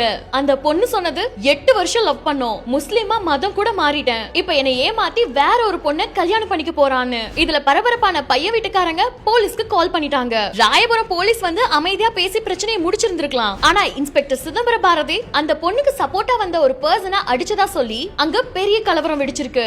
அங்க வந்து தாவேகா எம்எல்ஏ இன்ஸ்பெக்டர் கிட்ட யாரை கேட்டு அடிச்சீங்க, உங்களுக்கு என்ன அதிகாரம் இருக்குன்னு கேள்வி மேல கேள்வி கேட்டிருக்காரு. கடைசியில என்ன ஆச்சு, அந்த பொண்ணு கம்ப்ளைண்ட் கொடுத்தோம், எந்த பிரயோஜனமும் இல்லாம போயிடுச்சு. நாசிக்ல நடந்த விஷயத்தையே இன்னும் நம்ம எல்லாரும் கடந்து போகல. அதுக்குள்ள மகாராஷ்டிரா மாநிலம் அமராவதியில நடந்த இன்னொரு ஷாக்கிங்கான நியூஸ். இத பார்த்தனால நைட் எல்லாம் தூங்கவே முடியல. 19 வயசு உள்ள அயான் அகமதுங்கிற ஒரு பையன் ஹிந்து பெண்களை மட்டும் டார்கெட் பண்ணி கிட்டத்தட்ட 180க்கும் மேற்பட்ட மைனர் பொண்ணுங்களை லவ் பண்றேன்னு சொல்லி அவங்க கூட பிசிக்கல் ரிலேஷன்ஷிப்ல இருந்து அது எல்லாத்தையுமே வீடியோவா எடுத்து வச்சிருக்கான். கிட்டத்தட்ட 350க்கும் மேற்பட்ட வீடியோக்களை ரெக்கவர் பண்ணியிருக்காங்க. எனக்கு ஒரே கேள்விதான், ஏன் இஸ்லாம் ரிலிஜன்ல பொண்ணுங்களே இல்லையா? அது என்ன ஹிந்து பெண்களை மட்டும் டார்கெட் பண்ணி இந்த ட்ராப்குள்ள விழ வைக்கிறது? என்னங்க உடனே சொல்லாதீங்க ரிலீஜனை கொண்டு வராதுன்னு. அப்போ அந்த பையன் ரிலீஜனை பார்த்து தானே இதெல்லாம் பண்ணிருக்கான். அந்த பையனை இப்ப அரெஸ்ட் பண்ணிட்டாங்க. போக்சோ ஃபியூ மோர் கேசஸ்க்கு கீழேயும் ரெஜிஸ்டர் பண்ணிருக்காங்க. கம்ப்ளைண்ட் ரெஜிஸ்டர் பண்றதுனால மட்டும் என்ன நடக்க போகுது? இதுக்கெல்லாம் ஸ்ட்ரிக்டான ஆக்ஷன்ஸ் எடுக்கணும். ஒரு பர்டிகுலர் ரிலீஜனை மட்டும் டார்கெட் பண்ணி பண்றதெல்லாம் ரொம்ப தப்பு. தயவு செஞ்சு உங்க எல்லாரையும் கெஞ்சி கேக்குறேன், உங்க வீட்டுல பெண் குழந்தைங்க இருந்தாங்கன்னா அவங்களுக்கு 10-11 வயசுல இதெல்லாம் சொல்லி கொடுத்துருங்க. ஏன்னா அந்த பர்டிகுலர் ரிலிஜன்ல 11 வயசு பையனுக்கு ரேப்னா என்னன்னு தெரியும். அதனால பெண் குழந்தைங்களுக்கு எல்லாத்தையும் சொல்லி கொடுங்க. டீனேஜ்ல சொல்லி கொடுத்தீங்கன்னா இதெல்லாம் புரிஞ்சுக்கவே மாட்டாங்க. அதை விட 20ஸ்க்கு அப்புறம் சொன்னீங்கன்னு வச்சுக்கோங்க, இதெல்லாம் ப்ரொபகண்டான்னு சொல்ல ஆரம்பிச்சிருவாங்க. அதனால தயவு செஞ்சு 10 வயசுலயே பெண் குழந்தைங்களுக்கு எல்லாத்தையும் சொல்லி கொடுங்க. அறநிலையத்துறைய ஒரு தலித்த கொடுத்திருந்தா இன்னும் மிகப்பெரிய சமூக நீதியாக தமிழ்நாட்டில் ஒட்டுமொத்த இந்தியாவுக்கு முன்னுதாரணமா இருந்திருக்குன்றது என்னுடைய ஆசையும் கருத்து. மாட்டுக்கறி பிரியாணி மனத்துக்கு மாறி போன மயிறு நீ எதுக்கு அறநிலையத்துறை பத்தி பேசுற, இந்து மதத்தை பத்தி பேசுற? இத பேசுற நீ உன்னோட மதத்துல வக்ஃபு வாரியம்னு ஒண்ணு இருக்குல்ல, அந்த வக்ஃபு வாரியத்துக்கு 1958 இருந்து இன்னைக்கு வரைக்கும் 14 பேர் தலைவரா இருந்திருக்காங்கல்ல. இப்ப நவாஸ் கனி இருக்காரு, 1958 அகமது மீரான்னு சொல்லி இருந்தாரு. அது வரைக்கும் 14 பேர் இருந்திருக்காங்கல்ல. இந்த 14 பேர்ல இஸ்லாமிய மதத்துல ஒடுக்கப்பட்ட பிரிவுன்னு வச்சிருக்கீங்கல்ல, பஸ்மந்தா முஸ்லிம், அதுல யாராவது ஒருத்தரையாவது நியமிச்சிருக்கீங்களா? லெப்பர், ராவுத்தர், மரைக்காயர், இந்த பிரிவை தவிர, இந்த ஜாதியை தவிர வேற ஏதாவது ஜாதி அங்க இருக்கா? இதுக்கெல்லாம் வந்து நான் மெயினா இந்த மதத்துல என்ன பிரச்சனை அப்படின்ற மாதிரி பாக்குறேன்னு பாத்தீங்கன்னா, நேஷன் ஓவர் ரிலிஜியன் அந்த கான்செப்ட் வந்து இந்த மதத்தில் வந்து இல்லைன்னு நினைக்கிறேன். இப்போ ஹிந்துவிசமில் பார்த்தீங்கன்னா அது வந்து ஒரு வே ஆஃப் லைஃப் மாதிரி தான். அதாவது அது மதமாக யாரும் ரொம்ப ஒன்றும் நம்ம ஊரில் தமிழ்நாடு எடுத்துக்கிட்டால் ரொம்ப ஒன்றும் ட்ரிகர்லாம் ஆக மாட்டாங்க. மோஸ்ட் ஆஃப் த ஹிந்து இன்செக்யூராக தான் இருப்பாங்க. அதாவது இப்போ இந்த கலரே நான் போட்டிருக்கேன், இதை சங்கின்னு சொல்லிட்டு சில பேர் கமெண்ட்டில் கூமுட்டை மாதிரி பேசுவாங்க. ஸோ இது போக நான் இப்போ ஹிந்து அப்படின்னு நம்ம தமிழ்நாட்டில் யாராவது சொன்னாங்கன்னா அது இன்செக்யூராக சொல்ல மாட்டாங்க. மோஸ்ட்லி இன்செக்யூராக இருந்து சொல்லவே மாட்டாங்க. சொன்னாலும் அவங்க இன்செக்யூராக ஆக்குற மாதிரி சங்கி இந்த மாதிரிலாம் நிறையா இருக்குது. ஸோ அதனால் அவங்க பார்த்தீங்கன்னா நேஷனாக தான் மெயினாக வைப்பாங்க, ரிலிஜியனாக அவ்வளோ வைக்க மாட்டாங்க. பட் ஆனால் இப்போ இஸ்லாமில் பார்த்தீங்கன்னா அப்படி கிடையாது. பெருசாக யாரும் குறைய சொல்கிறது இல்லை அவங்க மதத்து மேலே. அதனால் பார்த்தீங்கன்னா அந்த பிரச்சனை இருக்குதுன்னு நினைக்கிறேன். அதாவது ஒரு நாடை விட அவங்க மதத்து மேலே அவங்களுக்கு ரொம்ப ஒரு ரெஸ்பெக்டோ ஒரு பிலீஃபோ இருக்கிறது, அது எனக்கு ஒரு விதத்தில் தப்பாக தோணுது. இவங்களால தான் மேனிப்புலேட் பண்ணி மித்த கண்ட்ரிக்காரன் மித்த நேஷன்காரன் அவங்க மதத்தை வச்சு பிரெயின் வாஷ் பண்ணுறாங்கன்னு எனக்கு தோணுச்சு. Religion is a very private affair. Okay, it's a private affair. But as a human beings, we should all believe. We have to believe in one thing, that is nation. ஏன்னா இப்போ என் ஃப்ரெண்டே சில பேர் வந்து ரொம்ப செக்குலராக இருக்கன்ற பேரில் எப்படின்னா இந்தியா பாகிஸ்தான் மேட்ச்சில் Pakistan win பண்ணணும்லாம் நினைப்பாங்க. எனக்கு அதுவே ஏன்டா நம்ம கண்ட்ரி அவனை ஏன்டா வின் பண்ண வைக்க சொல்கிறீங்க அப்படின்ற மாதிரிலாம் எனக்கு தோணும். அதுக்கு கேட்டால் ஜஸ்டிஃபிகேஷன் வந்து எனக்கு அந்த பாபர் அசாம் பிடிக்கும் அந்த மாதிரிலாம் சொல்லுவாங்கன்னு வச்சுக்கலாம். ஏன் விராட் கோலி ஏன் பிடிக்கும் இந்த மாதிரிலாம் எனக்கு நான் கேட்டிருக்கேன். ஆனால் அதுக்கான ஒரு வேலிடான ரீசன் அவங்க கொடுத்ததே கிடையாது. நான் எல்லாமே சொல்ல கைஸ். இப்போ என் ஃப்ரெண்டுலேயே நான் சொன்னேன்ல, ஒருத்தன் வந்து பாகிஸ்தான் சப்போர்ட் பண்ணுறான்னு, 10ல் ஒருத்தன் மட்டும்தான் அப்படி சப்போர்ட் பண்ணான். நான் அதனால் என்டையர் கம்யூனிட்டியே நான் அப்படின்னு நான் சொல்லவே இல்லை. எனக்கு எல்லாருமே ரொம்ப என் ஃப்ரெண்ட்ஸில் முஸ்லீம் ஃப்ரெண்ட்ஸ்லாம் எனக்கு ரொம்ப பிடிக்கும். ரொம்ப சில்லாக ஜாலியாக தான் இருப்பாங்க. இந்த மதம்னு வந்துட்டால் மட்டும் அவங்க கொஞ்சம் சீரியஸ் ஆகிடுறாங்க. அதுதான் எனக்கு பிடிக்கல. ஏன்னா நான் வந்து மதத்தை வந்து ஃபன்னியாக தான் பார்ப்பேன். அவங்க மதத்தை சீரியஸாக பார்க்குறப்ப எனக்கு அது பிடிக்கல. ஐயோ, நான் கடவுள் இல்லைன்னு எங்க சொன்னேன், இருந்தா நல்லா இருக்குன்னு தான் சொன்னேன். அண்ட் இந்த வீடியோவே பார்த்தீங்கன்னா கண்டிப்பாக நீங்கள் ஒரு சில்லாக ஒரு மதத்தை ஃபாலோ பண்ணுறீங்க அப்படின்னா உங்களுக்கு கோவம் வந்துட்டு வாய்ப்பே இல்லை. அப்போ அதை மீறி உங்களுக்கு கோவம் வந்து நீங்கள் கமெண்ட்டெல்லாம் போடுறீங்க, ஏதாவது ஹேட்ரட் பரப்புற மாதிரி கமெண்ட் போடுறீங்க அப்படின்னா கண்டிப்பாக நீங்கள் வந்து எக்ஸ்ட்ரீமிஸ்டாக தான் இருப்பீங்க. கண்டிப்பாக நீங்கள் வந்து மாற ட்ரை பண்ணுங்கள். அவங்களுக்கு என்னுடைய பதில் கோவத்தை தான் வரவழைக்கும். உங்களுக்கு கோவம் தான்.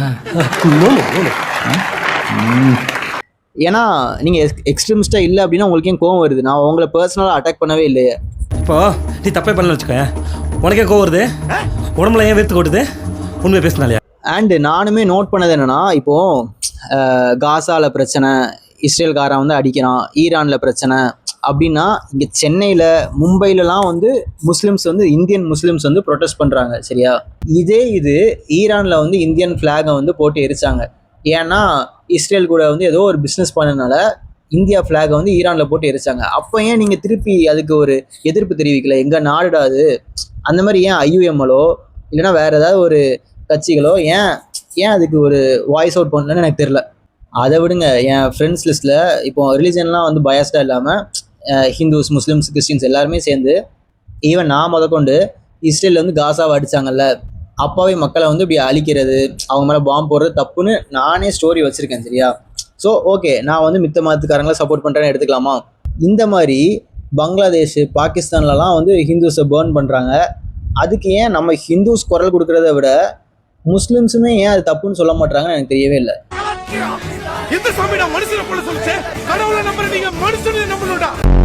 அதே மாதிரி இப்போ எனக்கு வந்து பீஃப் சாப்பிட பிடிக்கும், ஆனால் நான் பாட்டில் ஜாலியாக சாப்பிடுவேன்.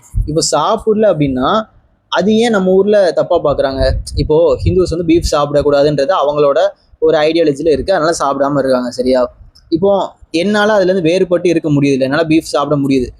இந்த மாதிரி ஒரு முஸ்லீமால் போருக்கு சாப்பிட முடியுமா? அது என்னோட ஒரு கேள்வி இருக்குது. அந்தளவு ஃப்ரீடம் அவங்க ரிலிஜனில் இருக்கா? வீட்டில் மதம் ஒத்துக்குவாங்களா? வந்து அவங்க மதத்தில் அதை ஒத்துக்குவாங்களான்னு எனக்கு தெரியல. இந்த உலகத்தில் ஒருத்தன் நான் வாழ போகிறது ஒரு வாழ்க்கை, எந்த ஒரு கொள்கை தத்துவம் மயிர்னு ஃபாலோ பண்ண மாட்டேன். நீ இஷ்டப்படி தான் நான் வாழ்வேன்டா அப்படின்னு வாழவே முடியாதுல்ல. அண்டு அந்த என்னோட வடக்கு நண்பனும் சொன்னது தான். இப்போ வந்து ஒரு பர்சனுக்கு அவங்க நாட்டை விட அவங்க மதத்து மேலே ரொம்ப ஒரு மரியாதையும் ஒரு நம்பிக்கையும் இருந்ததுன்னா அந்த நாட்டிலே போய் இருக்க வேண்டியதானே? அவங்க மதத்தை வந்து ஏதாவது ஒரு நாட்டில் பெருசாக இருக்கும்ல, இப்போ பாகிஸ்தானோ ஈரானோ, அங்கே போய் இருக்க வேண்டியதானே? ஏன்டா நம்ம நாட்டில் இருந்துட்டு அவங்களுக்கு சப்போர்ட் பண்ணிட்டு இருக்காங்க அப்படின்ற மாதிரி கேட்டான். கரெக்டான கொஸ்டின் தானே? அவன் சொன்னதுல எனக்கு இதெல்லாம் கரெக்டுன்னு தோணுச்சு. அதுவும் இல்லாமல் பார்த்தீங்கன்னா நான் சில பொலிட்டீஷியன்ஸ் எனக்கே ரொம்ப பிடிக்கும்.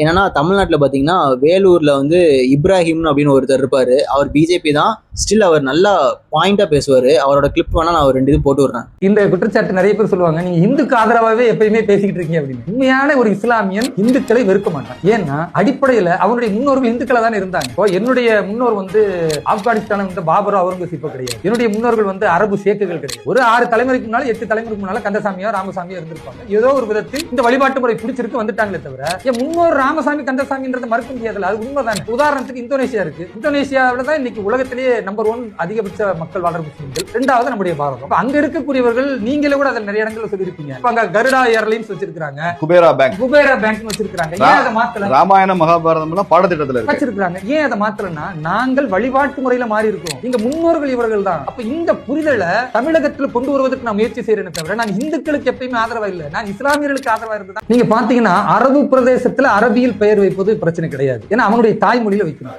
ஆனால் ஆப்கானியர்கள் இருக்கிறாங்கல்ல, அவங்க ஆப்கானிய மொழியில தான் பேர் வைக்கிறாங்க. அரபுகள்ல பெரும்பாலும் பேர் வைப்பதில்லை. ஆனா இந்தியால இந்தோனேஷியா எடுத்துக்கங்க, அவங்க இந்தோனேஷிய மொழியில தான் சுக்கர்னோ இப்படிதான் பேர் வைக்கிறாங்களே தவிர. சுக்கர்னோட மனைவி பேர் தெரியுமா உங்களுக்கு? முஸ்லீம் அந்த அம்மா பேர் தெரியுமா உங்களுக்கு? ரத்னா தேவி.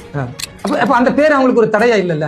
ஏன்னா பேர் என்பது அந்த மொழிக்கு அந்த கலாச்சாரத்துக்கு உட்பட்டதே தவிர வழிபாடு வேற கலாச்சாரம் வேற என்ற புரிதலை இங்க கொண்டு வரவே இல்லை. உதாரணத்துக்கு என்னுடைய பேர் இப்ராஹிம். இப்ப எங்க தாயார் வைக்கும் பொழுது அவங்களுக்கு அந்த புரிதல் இருக்காது. எனக்குமே அந்த புரிதல் இல்லாதப்பதான் நான் வந்து என்னுடைய மகனுக்கு முகமது அலின்னு பேர் வச்சேன். இப்ப எனக்கு புரிதல் வந்துருச்சு. என்னுடைய மகனுக்கு ஒரு மகன் பிறக்கிறார், நான் என்னுடைய மகனுக்கு பேசுறேன். இப்ப நம்ம வழிபாட்டு முறை இஸ்லாமா இருக்குது, ஆனா நம்முடைய வாழ்வியல், நம்முடைய கலாச்சாரம், நம்ம இந்த மண்ணில பிறந்தோம், ஏன் நம்ம நல்ல தமிழ் பெயர் வைக்க கூடாது?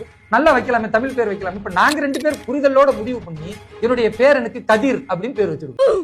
அதே மாதிரி நார்த் இந்தியாவில் பார்த்தீங்கன்னா ஷேசாதுன்னு ஒருத்தர் இருப்பார். அவரோட பயோவே எனக்கு ரொம்ப பிடிக்கும். இன்ஸ்டாகிராமில் அவர் பயோ வச்சுருப்பாரு, அதுவே சூப்பராக இருக்கும். ஸோ நார்த் இந்தியாலையும் ப்ராப்பராக இருக்கிறவங்க இருக்க தான் செய்கிறாங்க. எல்லா ஊர்லேயும் நார்மலாக மதத்தை ஃபாலோ பண்ணுறவங்க இருக்காங்க. 10ல் நான் சொன்ன மாதிரி இந்த ஒருத்தர் இந்த மதத்தில் தப்பாக இருக்கிறனால அந்த மதத்துக்கே ஒரு கெட்ட பேராக இருக்குல்ல, அதை மித்த 9 பேர் தான் திருத்தணும்னு நான் சொல்ல வரேன். அந்த கோயா கொண்டு கொடுத்து அனுப்பு போ. ஏன் ப்ரோ பொலிட்டிக்கல் இஸ்லாம் வந்து நம்ம கண்ட்ரியில் வந்தால் தப்பாக ஏன் சொல்கிற அப்படின்னு நீங்கள் கேட்டிங்கன்னா, இதே கேள்வி எனக்கு இருந்தது. அதுக்கப்புறம் என் ஃப்ரெண்ட் அவன் சூப்பராக ஒன்று சொன்னான், வடக்கு நண்பன். காஷ்மீரை வந்து எடுத்துக்கோடா, அங்கே பாகிஸ்தான் ஆக்குமேடி காஷ்மீர் இருக்குது, இந்தியா வந்து கண்ட்ரோல் பண்ணுற காஷ்மீர் இருக்குது. 2 இதோட டிஃப்ரென்ஸ் அண்ட் டெவலப்மெண்ட் வந்து நீயே கம்பேர் பண்ணிக்கோ அப்படின்னா, இந்தியா ஆக்குபைடு காஷ்மீரில் ட்ரெயினே இருக்குது கைஸ், நம்ம மெட்ரோ மாதிரி அங்கே நல்ல ஒரு ப்ராப்பரான ரயில்வே ட்ராக்லாம் இருக்குது. பாகிஸ்தான் ஆக்குபைடு காஷ்மீரில் இங்கே இன்னும் அங்கே சண்டை போட்டுருக்காங்க, டெரரிஸ்ட் அட்டாக்லாம் அங்கே தான் மோஸ்ட்லி நடக்குது. சுத்தமாக பாகிஸ்தான் ஆக்குபைடு காஷ்மீர் டெவலப்மெண்ட்டே இல்லை, சண்டை அந்த மாதிரி தான் போயிட்டுருக்கு. இந்தியன் ஆக்குபைடு காஷ்மீரில் மட்டும்தான் பீஸ்ஃபுல்லாக அங்கே மக்கள் இருக்காங்க.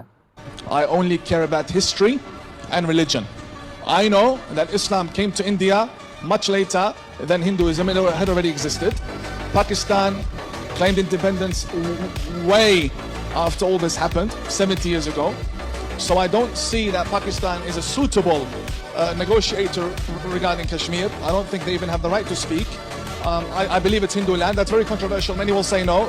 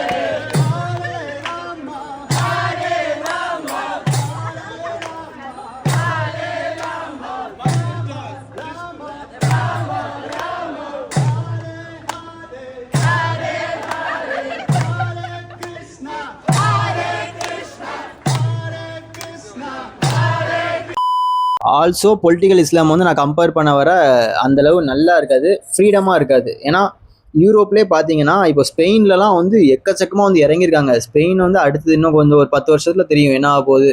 ஏன்னா இஸ்லாம் பீப்புளில் நான் பர்சனலாக என்ன ஒரு நெகட்டிவாக பார்க்குறேன் அப்படின்னா, அக்கௌண்டபிலிட்டி இல்லை. அவன் சொன்ன மாதிரி அது ஒரு சைடு இருந்தாலும் இன்னொன்று காம்பேட்டபிலிட்டி இல்லை. காம்பேட்டபிலிட்டினா என்னென்னா, இப்போ ஒரு இடத்துக்கு போகிறோம் அப்படின்னா அந்த இடத்துக்கு தகுந்த மாதிரி அவங்கள மாற்றிக்கவே மாட்டுறாங்க. அவங்களோட மதத்தில் என்ன சொல்லியிருக்கு, அவங்க கலாச்சாரம் என்ன, அதுவே தான் இருக்காங்களே தவிர அதை தாண்டி அவன் மித்த நாட்டுக்கு போகிறான் அப்படின்னா அங்கே ஒரு கலாச்சாரம் இருக்கும்ல, அதை ஏன் அக்செப்ட் பண்ண மாட்டாங்கன்னு தெரியல. வீட்டுக்குள்ளே நீங்கள் உங்கள் கலாச்சாரத்தை ஃபாலோ பண்ணலாம், தெருவில் அதுவும் நீங்கள் ஃபாலோ பண்ணுறத விட மித்தவனும் அதான் ஃபாலோ பண்ணணும் அப்படின்னு நினைக்கிறது தப்பு தானே. அது போக இப்போ நான் வந்து ஒரு மாதிரி இவ்வளோ ப்ராடாக திங்க் பண்ணுறேன், எனக்கு மதமே தேவையில்லைன்னு இருக்கேன். இந்த சாய்ஸ்லாம் கொடுக்கறது எனக்கு இந்த ஹிந்து கவர்மெண்ட்டு இல்லைன்னா எப்படி சொல்கிறது, இந்த மாதிரி லைக் ஹிந்து பாலிட்டிக்ஸ்ன்னு வச்சுக்கலாமா, இவங்க இருக்கிறனால தான் என்னால் இவ்வளோ செக்குலராக என்னால் இவ்வளோ ஃப்ரீயாக பேச முடியுதுன்னு நான் நினைக்கிறேன். பொலிட்டிக்கல் இஸ்லாம் அந்த மாதிரி வந்தால் என்னால் பேச முடியுமான்னு கூட தெரில. ஏன்னா இப்போ நான் வந்து இதே மாதிரி ஈரான்லேயோ ஆப்கானிஸ்தான்லேயோ பேசிகிட்டு இருக்க முடியாது. ஏன் ஹிந்துசம் ரொம்ப செக்குலர்னு சொல்கிறேன்னா, நம்ம ஊர் எல்லா கடையிலையும் நீங்கள் இந்த ஸ்க்ரீனில் காட்டுற இந்த ஃபோட்டோ பார்த்துருப்பீங்க. இந்த மாதிரி ஏதாவது ஒரு முஸ்லீம் வீட்டில் வச்சு பார்த்துருக்கீங்களா? ஹிந்து கடையில் இருக்கும், பட் ஆனால் முஸ்லீம் வீட்டில் இருக்காது. ஏன்னா அவங்க மதத்தில் அது வந்து ஃபாலோ பண்ண அலோடு கிடையாது. நான் இது மாதிரி வைக்கணும்னு நான் சொல்ல வரல, பட் சொல்கிறேன், இதுவே ஒரு சிம்பிளான ஒரு எக்ஸாம்பிள் தான். அண்ட் இங்கே மைனாரிட்டி வந்து அப்ரெஸ் பண்ணுறாங்க அப்படிலாம் எதுவுமே கிடையாது. அது நீங்கள் வந்து யாராவது உங்களுக்கு தெரிஞ்சவங்க சொல்கிறாங்கன்னா என்ன அப்ரெஸ் பண்ணுறாங்கன்னு கேட்டு பாருங்கள், ஒரு வேலிடான ரீசனே சொல்ல மாட்டாங்க. ஏன்னா இங்கே அப்ரெஸ்டே இல்லை கைஸ். இப்போ எப்படி சொல்கிறது, இப்போ மசூதி சர்ச்சஸ்லாம் பார்த்தீங்கன்னா உங்களுக்கு கவர்மெண்ட் வந்து அங்கே கண்காணிக்கவே மாட்டாங்க. பட் ஆனால் டெம்பிள்ஸ்க்கு அதுக்கு ஒரு துறையே இருக்குது, அதோட வருமானத்தை எல்லாத்தையுமே கவர்மெண்ட் எடுத்துக்குது. ஸோ இதுவே எவ்வளோ ஒரு பார்ஷியாலிட்டி. அதாவது டெம்பிள்ஸ்க்கு வர காசை வந்து கவர்மெண்ட் எடுத்துக்குமா, சர்ச்சுக்கு மசூதிக்கு வர காசை கவர்மெண்ட் தொடாதான். இப்போ இங்கே யாருக்கு பார்ஷியாலிட்டி, யாருக்கு நெகட்டிவாக இருக்குது நீங்களே யோசிச்சு பாருங்களேன். ஹிந்துஸ்க்கு தான் இருக்குது, பட் ஸ்டில் அவங்களால வாய்ஸ் அவுட் பண்ண முடியல. அப்படின்றப்ப நீங்கள் தானே நல்லா இருக்கீங்க. அதனால பார்த்தீங்கன்னா எனக்கு தோணுது அதான், அவனை கூட நம்பிடலாம், இவனை நம்ப முடியாதுன்னு தோன்றது. லைக் ஒரு ஹிந்து கவர்மெண்ட் கூட ஒரு சென்ட்ரலில் இருந்தால் கூட என்னால் இப்படி பேச முடியுது. ஒரு இஸ்லாம் பாலிட்டிக்ஸு இல்லைனா இஸ்லாம் நேஷனை வச்சு கம்பேர் பண்ணுறப்ப அவனை விட இவனே எனக்கு பெட்டர்ன்ற மாதிரி தான் தோணுச்சு. இவனை நம்பலாம், உன்னை நம்ப முடியாது. ஸோ இந்த ஃப்ரீடம் ஆஃப் ஸ்பீச்சுக்காகவே பார்த்தீங்கன்னா எனக்கு வந்து எப்பாடா நல்ல வேடா ஹிந்துவிசம் இருக்கிற கண்ட்ரியில் பிறந்துட்டோம் அப்படின்ற மாதிரி எனக்கு தோணுச்சு. ஓகே கைஸ், வீடியோ வந்து முடிச்சுக்கலாம். ஆல்ரெடி பார்த்தீங்கன்னா பெருசாக போயிட்டு வீடியோ. இதெல்லாம் பார்த்தீங்கன்னா இப்போ நார்த் இந்தியாவில் நம்ம நினைக்கிறோம்ல இஸ்லாமோஃபோபியா, அங்கே உள்ள ஹிந்துஸ்லாம் ரொம்ப எக்ஸ்ட்ரீமிஸ்ட்டாக நினைக்கிறாங்க அப்படின்னு. ஸோ அது வந்து ஏன்னு சொல்லிட்டு என்னோடய ஃப்ரெண்டுகிட்ட கேட்டேன், வடக்கு நண்பன்கிட்ட கேட்டேன். அவன் சொன்னதெல்லாம் தான் இந்த வீடியோவில் ஷேர் பண்ணியிருக்கேன். பேசிக்காக அவன் சொன்னது அதான் கைஸ், என்னென்னா அக்கௌண்டபிலிட்டி இல்லை, அவங்க மதத்தில் நடக்கிற தப்பா அவங்களே கேட்க மாட்டுறாங்க, அது ஒன்று. இன்னொன்று என்னென்னா அதாவது அசிமிலேஷன்பாங்க, அதாவது ஒத்து போகிறது, காம்பட்டபிலிட்டி வந்து இல்லை, அக்கௌண்டபிலிட்டி இல்லை, காம்பட்டபிலிட்டி இல்லைனா அசிமிலேஷன் வந்து மித்த கல்ச்சரோட இல்லை, அது ஒரு மிஸ்டேக்காக சொன்னான். இன்னொன்று என்ன சொல்லியிருந்தான், நான் என்ன சொல்லியிருந்தேன், எக்ஸ்ட்ரீமிஸ்டாக இருக்காங்க. அதான் எக்ஸ்ட்ரீமிஸ்டாக இருக்கிறதுனா லைக் அவங்க வந்து நேஷனை விட அவங்க மதத்து மேலே ரொம்ப தீவிரமாக இருக்காங்க, இந்த மாதிரிலாம் நிறைய சொன்னாங்க கைஸ். இதெல்லாம் தான் நான் ஷேர் பண்ணணும்னு நினச்சேன். இந்த மாதிரிலாம் இருக்குன்னு தெரிஞ்சுக்கோங்க, இந்த மாதிரி தான் நானும் தெரிஞ்சுக்கிட்டேன். இது இப்படி எல்லாம் இருக்கு உலகத்தில், தெரிஞ்சுக்கோங்க அப்படின்றத வந்து நான் அப்போவே சரி கைஸ், இனிமேல் இந்த மாதிரி சீரியஸான கண்டென்ட்லாம் நான் மோஸ்ட்லி போஸ்ட் பண்ண வேண்டான்னு இருக்கேன். ஏன்னா ஷார்ட் ஃபார்மேட்டில் நான் ஃபோக்கஸ் பண்ணலான்னு இருக்கேன். ஸோ அதனால் இதுக்கடுத்து லாங் ஃபார்மேட் வந்து சில மாதங்கள் ஆகலாம், அதனால் கொஞ்சம் மாதங்கள் கழித்து பார்ப்போமே. Okay, stay relentless.